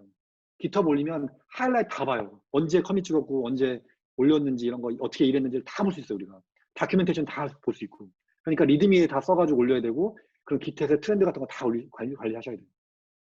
네. 그러면 비전공자더라도, 아니면 그쪽에 정말 경험이 없는 사람이라도 뽑혀요. 네. 그 사람 뽑을 수밖에 없어요. 네. 규제 관점에서 설명 가능한 AI 문제가 이슈가 되고 있는데, 텐서플로우 예를 또 말씀하신 것처럼 규적으로 굳이 블랙박스처럼 되지 않고도 여러 가지 가능한 것이다. 그런데 링크드인에서 데이터마다 태그를 붙여서 책임자를 관리하고 있는데, 왜 그렇게 하냐? GDPR 있잖아요. 유럽에 서비스를 하려고 그러면 그렇게 안 하면 GDPR 법에 걸려요. 그래서 만약에 내가 로그아웃하고 내가 링크드인 안 쓸래라고 이제 탈퇴를 하잖아요. 그러면 29일 안에 29일 지났을 때 그 현재 그 사용자가 들어와서 썼던 모든 로그를 굉장히 어려워요. 그 모든 로그를 한 방에 다 없애야 돼요. 그걸 하기 위해서는 이런 태깅이 필요해요. 그러니까 그런 게 이유였어요. 네. 자, 그러면 한 가지만 또 질문하셔가지고 이것만 답변하고 제가 끝낼게요. 포트폴리오를 들고 간다고 할 때 면접관들에게 제공하려고 몇 부 이상 들고 이거는 사실 저는 포트폴리오를 만들어서요, PDF 만들어가지고 이메일도 보내요. 사전에 보내놓고 제가 하는 개 정도 들고 가서 했었어요. 저 뭐 지금은 제가 좀 저도 커리어 오래돼가지고 그런 거 요즘 안 하거든요. 요즘 그런 거 안 하는데 옛날엔 그렇게 했어요. 처음에 들어갈 때. 네, 그렇게 했습니다. 네. 그리고 비슷한 조건이면 자격증 의무가 관건이 되나요? 생각해보세요, 여러분들. 자격증 있는 거 정말 의미가 없어요. 처음에 그 통과할 때는 의미가 있겠죠. 그런데 자격증이 의미가 없는 게 인터뷰로 가가지고 실제 그쪽에 인사이트가 있는 이야기를 해주면 거기서 그 사람 뽑아요, 그냥. 자격증 관계없이. 그러니까 요즘에 인터뷰들이 굉장히 그 엔지니어 인터뷰들은 한국도 마찬가지인데 이제는 다 코딩 인터뷰고 실제 기술 인터뷰를 보잖아요. 그래서 여러분이 실제 코딩을 해봤느냐, 실제 여러분이 그쪽에 인사이트가 있느냐를 보기 때문에 실제 자격증은 사실 네, 별로 저는 그렇게 별로 중요하게 보지 않습니다. 네. 자, 그러면 또 문제님 하나 질문하셨는데 제가 뭐 AI 이런 프로젝트 어떤 거를 얘기하셨는데 사실 이런 거는 그 부트캠프나 이런 거 찾아보셔도 되고요. 그 한국 지방자치단체 같은 데도 많이 운영하거든요. 대학교에서도 많이 하고 하니까 그런 쪽에 좀 참조하시면 좀 도움이 되시리라고 생각이 듭니다. 네. 혹시 저한테 궁금하시면 메시지 따로 주시면 제가 뭐 도움이 될 수 있는 사이트가 있으면 좀 알려드릴게요. 네, 잠깐만요. 마지막 장 하나 쉐어하고요. 제가 끝내겠습니다. 네, 감사합니다. 네.